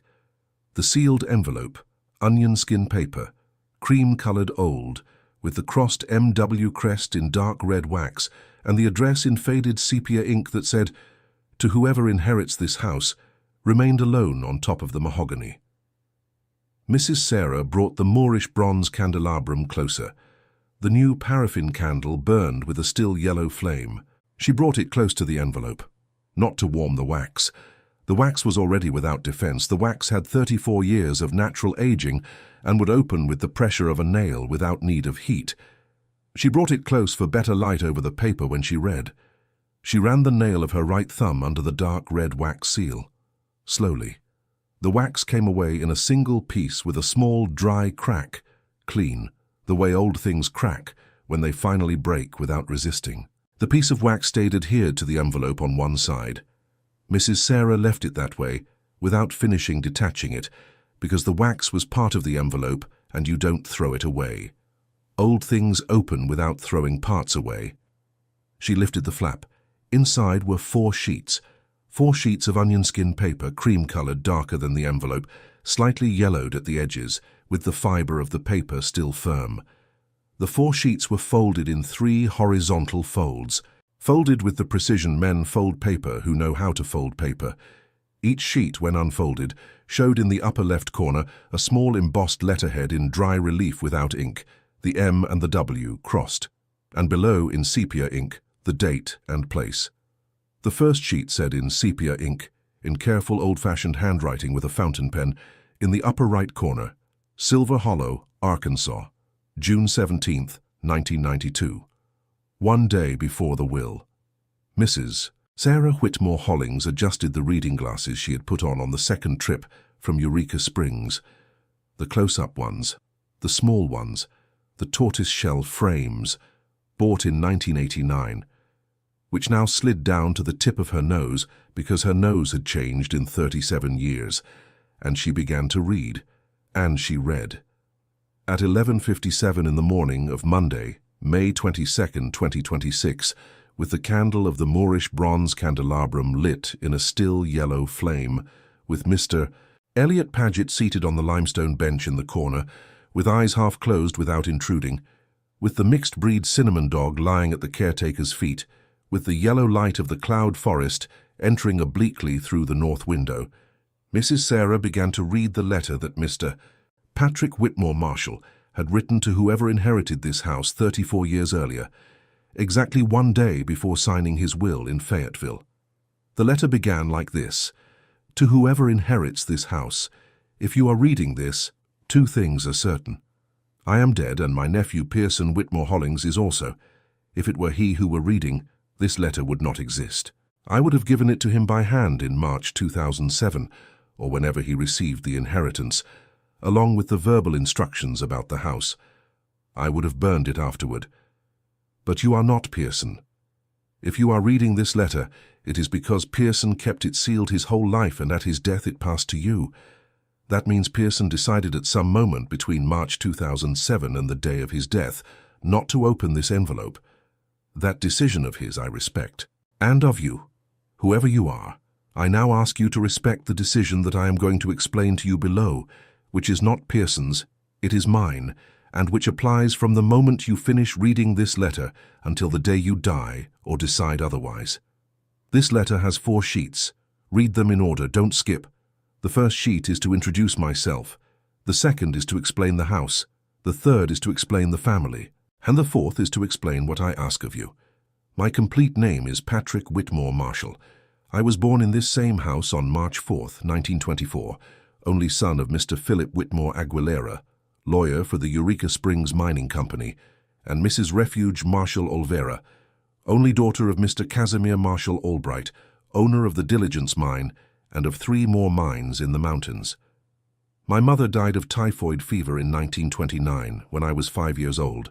My father died in 1947 of a heart attack, seated in the chair of cured leather dark brown that, if the house has not been rearranged, is still in this same desk where you are reading this letter. I inherited the house, the library, the archive, and nothing else at 23 years of age. The mines were no longer of the family since 1934, when my grandfather Casimir sold them to the mining cooperative to pay debts that my father never managed to explain to me. I did not marry. I did not have children. I lived in this house for 72 years with 2 successive caretakers, first Mr. Eli Tepperwitcher, and from 1993 Mr. Elliot Paget, a good man, upright, quiet, in whom I deposited everything that could be deposited. If Mr. Elliot is still the caretaker the day you read this, give him my regards in heaven in advance, because by then I'll already be dead, but still grateful. Mrs. Sarah lifted her eyes from the paper. She looked at Mr. Elliot Paget seated on the limestone bench in the corner, with eyes half closed, hands crossed over his knees, hat to one side, dog at his feet. "Mr. Paget?" "Yes, ma'am." "Mr. Patrick sends you his regards." Mr. Elliot Paget opened his eyes. He didn't open them completely.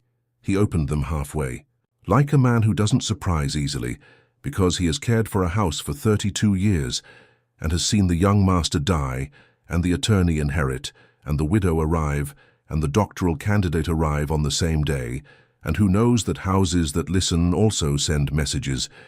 And he said slowly, "Received, ma'am, tell him, when it's your turn to speak to him, that we're still here, that the house is clean, that the lemon trees are pruned, that the books are without dust, and that the heir arrived." Mrs. Sarah Whitmore Hollings nodded. She lowered her gaze and kept reading the letter of Mr. Patrick Whitmore Marshall, sheet by sheet, without skipping, in the exact order in which the cultivated provincial gentleman of the 20th century had left it written 34 years earlier, in a night desk with a view of the service patio and the hillside behind. To someone who in 1992 could not know, was going to be a woman of 73 years, daughter of a blaster of the old mine, married by economic accident 54 years ago, to the nephew that Patrick Whitmore Marshall had never entirely cared for. The second sheet began like this: about the house. This house was built by my great-grandfather Casimir Marshall Albright between 1869 and 1873.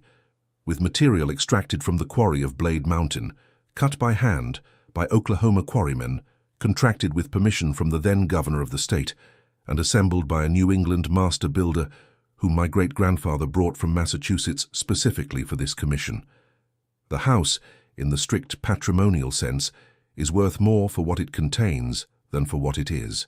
The house itself is a provincial mansion.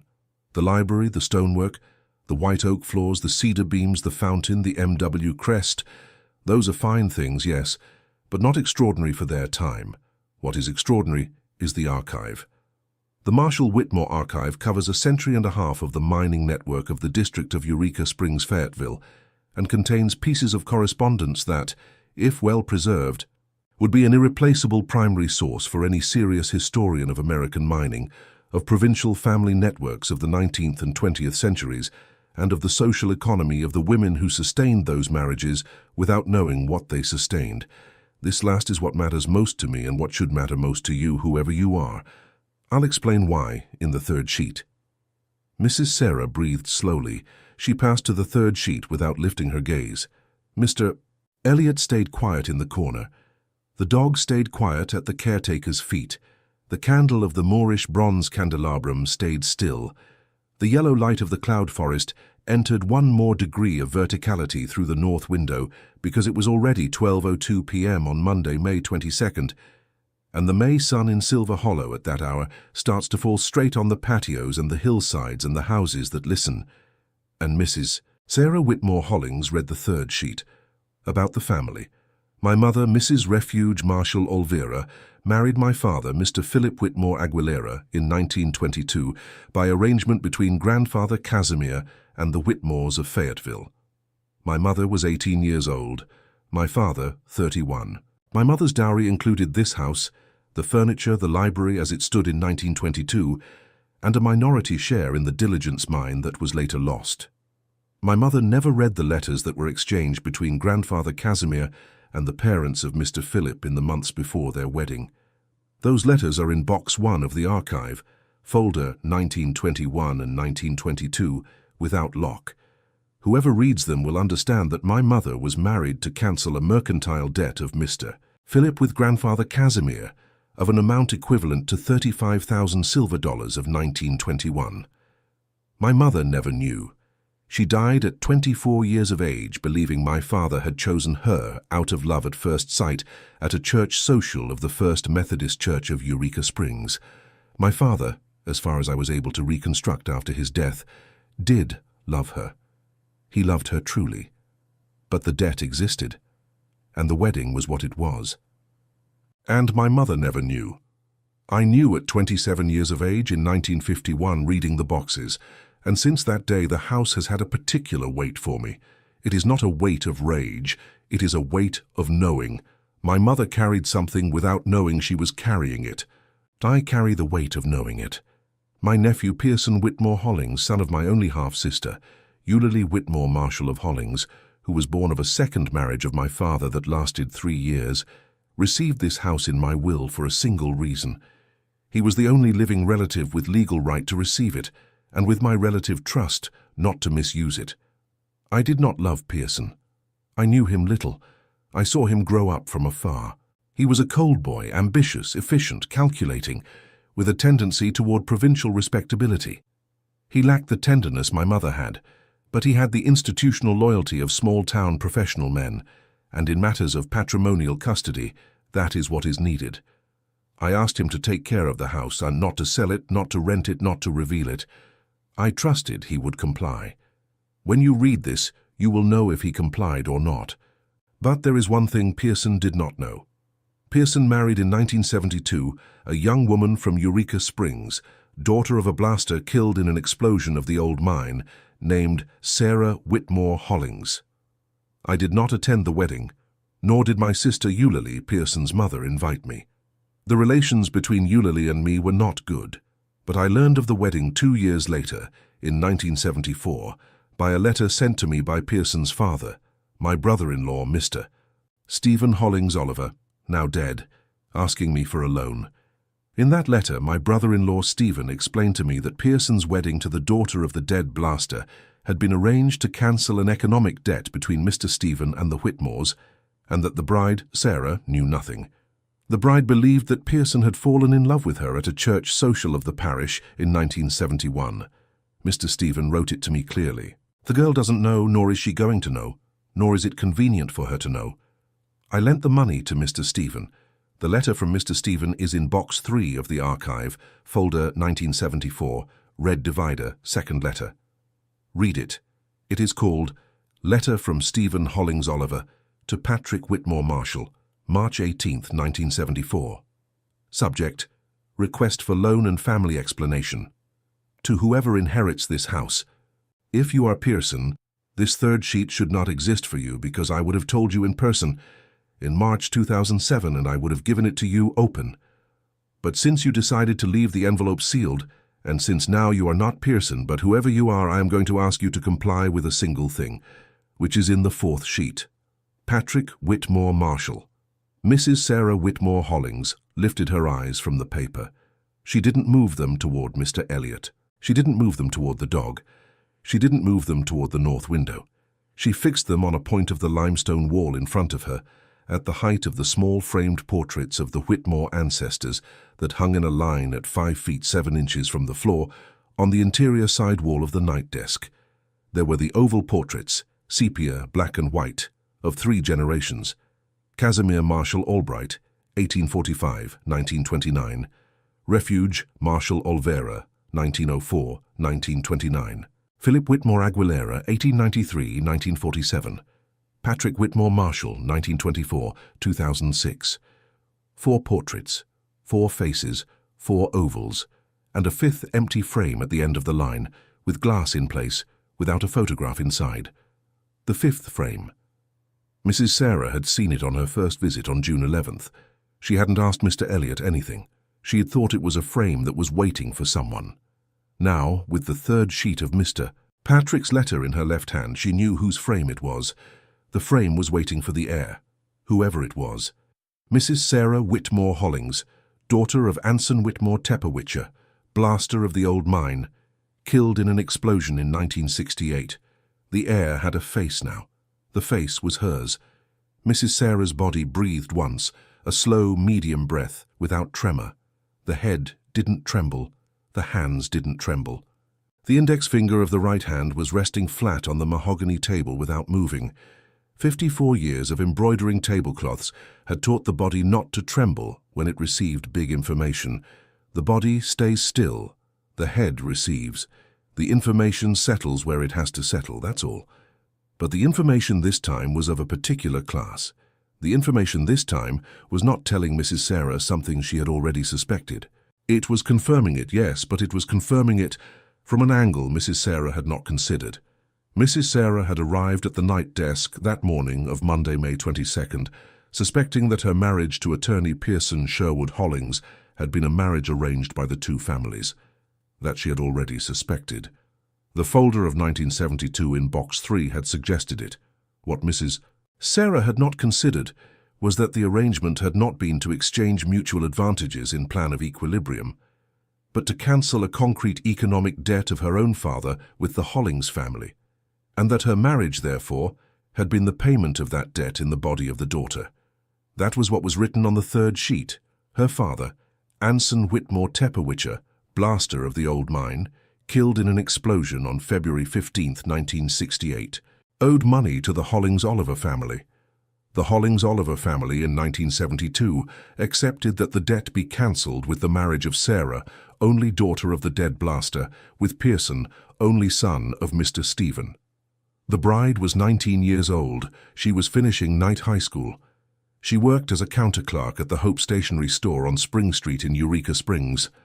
The mother of the bride, Mrs. Eustace Whitmore Aguilera, already dead when Patrick wrote the letter, having died in 1984, was a distant cousin of the Whitmores of Fayetteville, 3 degrees of distance. That was what gave the common surname with Mr. Patrick. It didn't give real kinship. It gave the surname, nothing more. The bride didn't know. The bride believed that Pearson Whitmore Hollings, recently graduated attorney, son of Mr. Stephen Hollings Oliver of Fayetteville, had fallen in love with her at a church social of the First Methodist Church of Eureka Springs in December 1971, where the Maddens, her cousins, had introduced her to him at a dinner with 18 guests and pecan pie for dessert. The bride believed that Pearson, at the 3rd month of courtship, had asked for her hand from Uncle Justin Whitmore Quinn, brother of the dead father, in charge of Sarah and her mother since 1968, because he loved her truly. The bride believed that the small dowry that the Hollings family had accepted, no material goods, only the trousseau embroidered by the bride herself and a set of 2 cedar chests, was proof that the Hollings family loved her for herself, not for the dowry. The bride believed that the wedding party, paid in full by the Hollings Oliver family, was a generous gesture of a family that received with affection a young woman who came with little. The bride believed, 54 years believing. Mrs. Sarah Whitmore Hollings, widow of 5 months, seated in a chair of cured leather dark brown of a night desk of a limestone house of Silver Hollow, with the 3rd sheet of a letter from 1992 in her left hand and an index finger flat on a mahogany table in her right hand, stopped believing one thing and began to know another. The thing she stopped believing was not that her husband had loved her. Her husband had loved her in his own way, cold, ambitious, efficient, calculating, institutionally loyal, and that had been sufficient for 54 years, 2 living daughters, a dead son, 1,700 embroidered tablecloths, 8,000 prepared dinners, 38 annual Sunday gatherings with attorneys invited from Fayetteville. The thing she stopped believing was that the choice had been made by him. The choice had not been made by him. It had been made by the debt. Her marriage had been an arrangement, and she, for 54 years, had been the payment. That the body knew at 12:07 on Monday, May 22nd. The head would take days, but the body at 12:07 already knew. Mrs. Sarah Whitmore Hollings turned to the 4th sheet. The 4th sheet was shorter than the other 3. It had 12 lines. It was written with the same sepia ink, in the same careful, old-fashioned fountain pen handwriting. It did not have a signature at the end. It had initials, PWM. The 4th sheet said, word for word, what I ask of you. To whoever inherits this house, one single thing, that the truth not be spent against the dead. The dead no longer answer. Rage against the dead does not arrive at its destination. It stays going in circles in the heads of the living, and it sickens them. The dead, in the case of the provincial American networks like mine, did what they did because the machinery formed them that way. That doesn't excuse them, but it explains them. What does arrive at its destination, what does change something, is that what they did not be done again, that the letters be preserved, that the widows be able to read them, that the daughters, if you have any, know what network they entered, that the generations that come, if they come, know how to distinguish a marriage from an arrangement and an affection from a debt. This house, this library, this archive, let them not be sold to private parties or dispersed. Let them be handed over at the moment you decide to a serious academic institution with clauses of public use. There is a state university in Fayetteville that would correspond. I, in my time, spoke with them. They know they wait. If you decide to keep custody of the archive in life, keep it. If you decide to hand it over, hand it over. What you do not do is sell it, disperse it, silence it. That last is what I ask of you. The rest, the rhythm, the times, the concrete decisions, are yours. I send you, whoever you are, a greeting from 1992. PWM.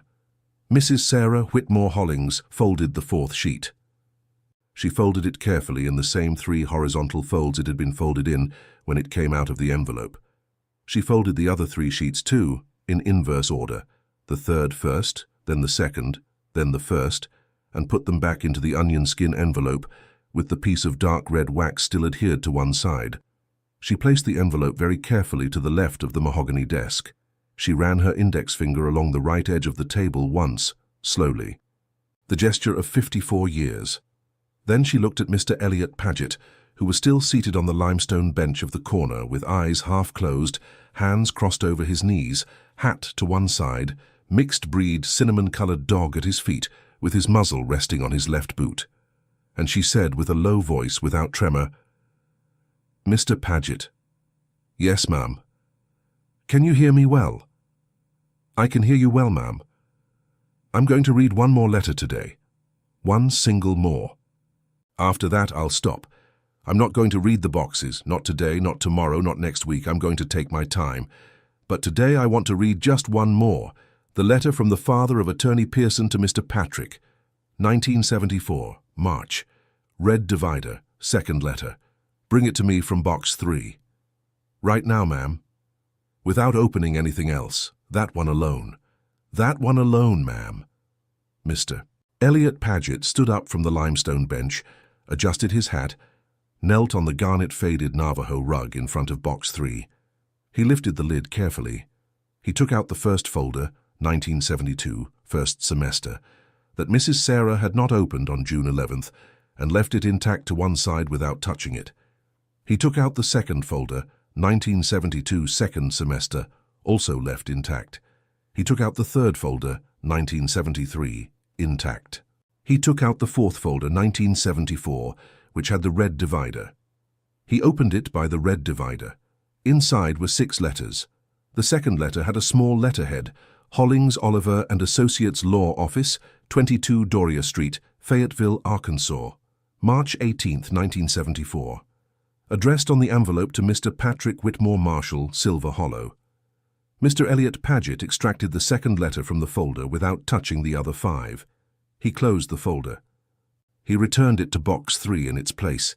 He closed the box. He took the single letter to the desk. He placed it on top of the mahogany table in front of Mrs. Sarah, with the flap facing up. He went back to the limestone bench, sat, crossed his hands, half closed his eyes. "Here I am, ma'am." Mrs. Sarah Whitmore Hollings opened the letter from Mr. Stephen Hollings Oliver, her father-in-law dead in 1989, written on March 18, 1974, addressed to the maternal uncle of her husband, asking him for a loan and explaining in 5 dense paragraphs the reasons for the loan, the circumstances of the Hollings-Oliver family at that moment, and the exact sentence about the daughter-in-law of the family. Word for word, the girl doesn't know, nor is she going to know, nor is it convenient for her to know, because knowing in the case of women like her serves only to embitter the life that's already made. Mrs. Sarah read it once, twice, 3 times. The third time she left the letter on the table. She closed her eyes a moment. She closed them completely, not half, for 6 exact seconds. She didn't cry. That's what was felt. A hard thing inside, cold, not hot, like a small stone that settles in the place where a belief had been for 54 years. The belief left. The stone stayed. The stone didn't hurt. The stone weighed. That was different. She opened her eyes. She looked at Mr. Patrick's pocket watch, which was hanging on a nail on the wall of the night desk, stopped at 3:22 since March 2006. She looked at the pendulum clock of the courtyard corridor, which could be heard from the narrow hallway striking 12:30. She looked through the north window at the hillside behind the service patio. She looked at Mr. Elliot. She looked at the dog. She looked at the open sealed envelope. She looked at Mr. Stevens' letter and she said, "Mr. Paget." "Yes, ma'am." "Today we eat, the 2 of us, in the kitchen, wild mushroom soup, cornbread from the bakery down the street, stovetop coffee, without formalities. I don't have the head to go up and down, and you were here when you needed to be." "Yes, ma'am." "After we eat, I'll go back to Eureka Springs. Tomorrow or the day after I'll come back. Miss Damaris comes Wednesday. When she comes, I'll have decided how the thing is going to work. In the meantime, box 3 stays closed. Don't open anything else, not a single folder. The letters I need for myself, I'll take out one by one, in their order, slowly. That's what Damaris told me this morning, and she told me well. As you wish, ma'am." "And Mr. Paget?" "Yes. Thank you for staying." "You're welcome, ma'am." Mr. Patrick said, accompanied. "I just did what he asked." Mrs. Sarah Whitmore Hollings sat for 1 more minute. She ran the index finger of her right hand along the edge of the dark mahogany table. Once, slowly, from left to right. The mahogany was polished, cold, with the grain barely perceptible under the fingertip. 54 years of embroidering tablecloths had taught a finger to recognize good wood by touch. And the mahogany table of the night desk of Mr. Patrick Whitmore Marshall, where she had just read the truth of her marriage 54 years after having said yes in the First Methodist Church of Eureka Springs, was good. It was truly good. Like the houses that listen, like the caretakers who comply. Like the young women with a hardcover notebook pressed against the chest, who respect the temporal ranges they themselves set. Like widows, too, who learn at 73 years of age to distinguish a marriage from an arrangement and an affection from a debt, and who decide in a single afternoon of June in a night desk with a view of the service patio and the hillside behind, that the truth already known, the truth finally known, the truth carried in the body for 54 years without a name and named today on 4 sheets of onion skin paper, is not going to be spent against the dead. That she decided at 12:37 on Monday, May 22nd, 2026. Rage Against the Dead does not arrive at its destination. Mr. Patrick had written it in 1992 and he had been right. Rage, Mrs. Sarah would understand in the months that followed, was going to transform itself into something else, something more useful, something that did arrive at its destination. But that part, the part of the letters she was going to send to Catherine in Charleston and Felicity in London, the part of the agreement with Dr. Trapham and with Damaris, the part of the small room of the north side wing that she was going to start to use 3 days a week, the part of the tablecloth she was going to embroider again with new thread for small commissions from the hospital district and from Silver Hollow, the part of the final decision about the house of Eureka Springs, mortgaged down to the last penny, the part of the face that was going to go in the 5th empty frame on the wall of the night desk, the part of the prayer in the old English cemetery on a Sunday in October with Mrs. Genevieve Manning Ortley at her side, the part of what the index finger of her right hand was going to learn to recognize in a mahogany table that was now hers. That part will be told slowly. The way things are told when there is no longer hurry. The way tablecloths are embroidered, when one no longer has an order from anyone and embroiders just so the thread keeps running between the fingers. At 12:37 on Monday, May 22nd, Mrs. Sarah Whitmore Hollings closed the sealed envelope with the dark red wax loose to one side, placed it to the left of the Moorish bronze candelabrum, folded the letter from Mr. Stephen Hollings Oliver of 1974, and put it in a new envelope of the ones Mr. Elliot kept in the drawer of the desk. She wrote in pencil on the new envelope, May 2026, first reading, reread, and she stored the new envelope in the first drawer on the right of the desk, beneath a pad of ruled paper without use. She stood up slowly, holding onto the edge of the desk. Mr. Elliot Paget stood up too from the limestone bench. The mixed-breed cinnamon-colored dog stretched, and the 3 of them went down in silence. The small service stairs of the east wing crossed the main courtyard with the dry fountain and the pruned lemon trees, and the yellow light of the cloud forest, falling now almost vertical on the central tile, walked the north corridor, reached the kitchen of the north side wing, where Mr. Elliot put the wild mushroom soup of Mr.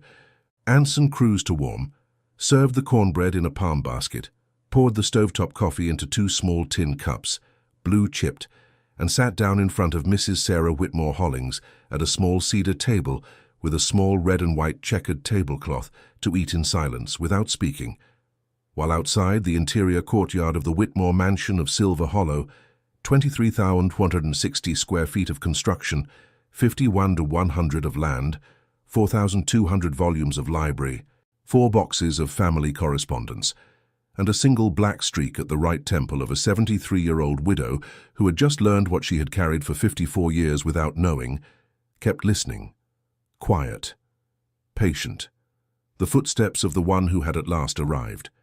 If you've made it this far, which is already a lot. One thing before I let you go. What you heard today is one of those things that happens in the small towns of provincial America more often than is told. It's not the exception, it's the model. And to whoever hasn't subscribed yet, I invite you to hit the little bell so this reaches more older women in your family who maybe carry something like this without a name yet. Down below in the comments, leave me the exact date, day, month, year, that you are reading this answer, and the name of an older person in your family who keeps custody of something old, letters, books, photos, a box, whatever it is, without anyone around valuing it. And tell me also in those comments which city, which state, which country you're watching from. I read everyone. I love seeing where these stories travel, from the Ozarks to wherever you are. I'll answer those who leave me a date and a name with one considered word, just one, for that person. It's not a formula. It's word by word. And if you'd like to share this video with a sister, a cousin, a godmother, a friend, that helps too. That's all I ask. Take care of what they left you when they went.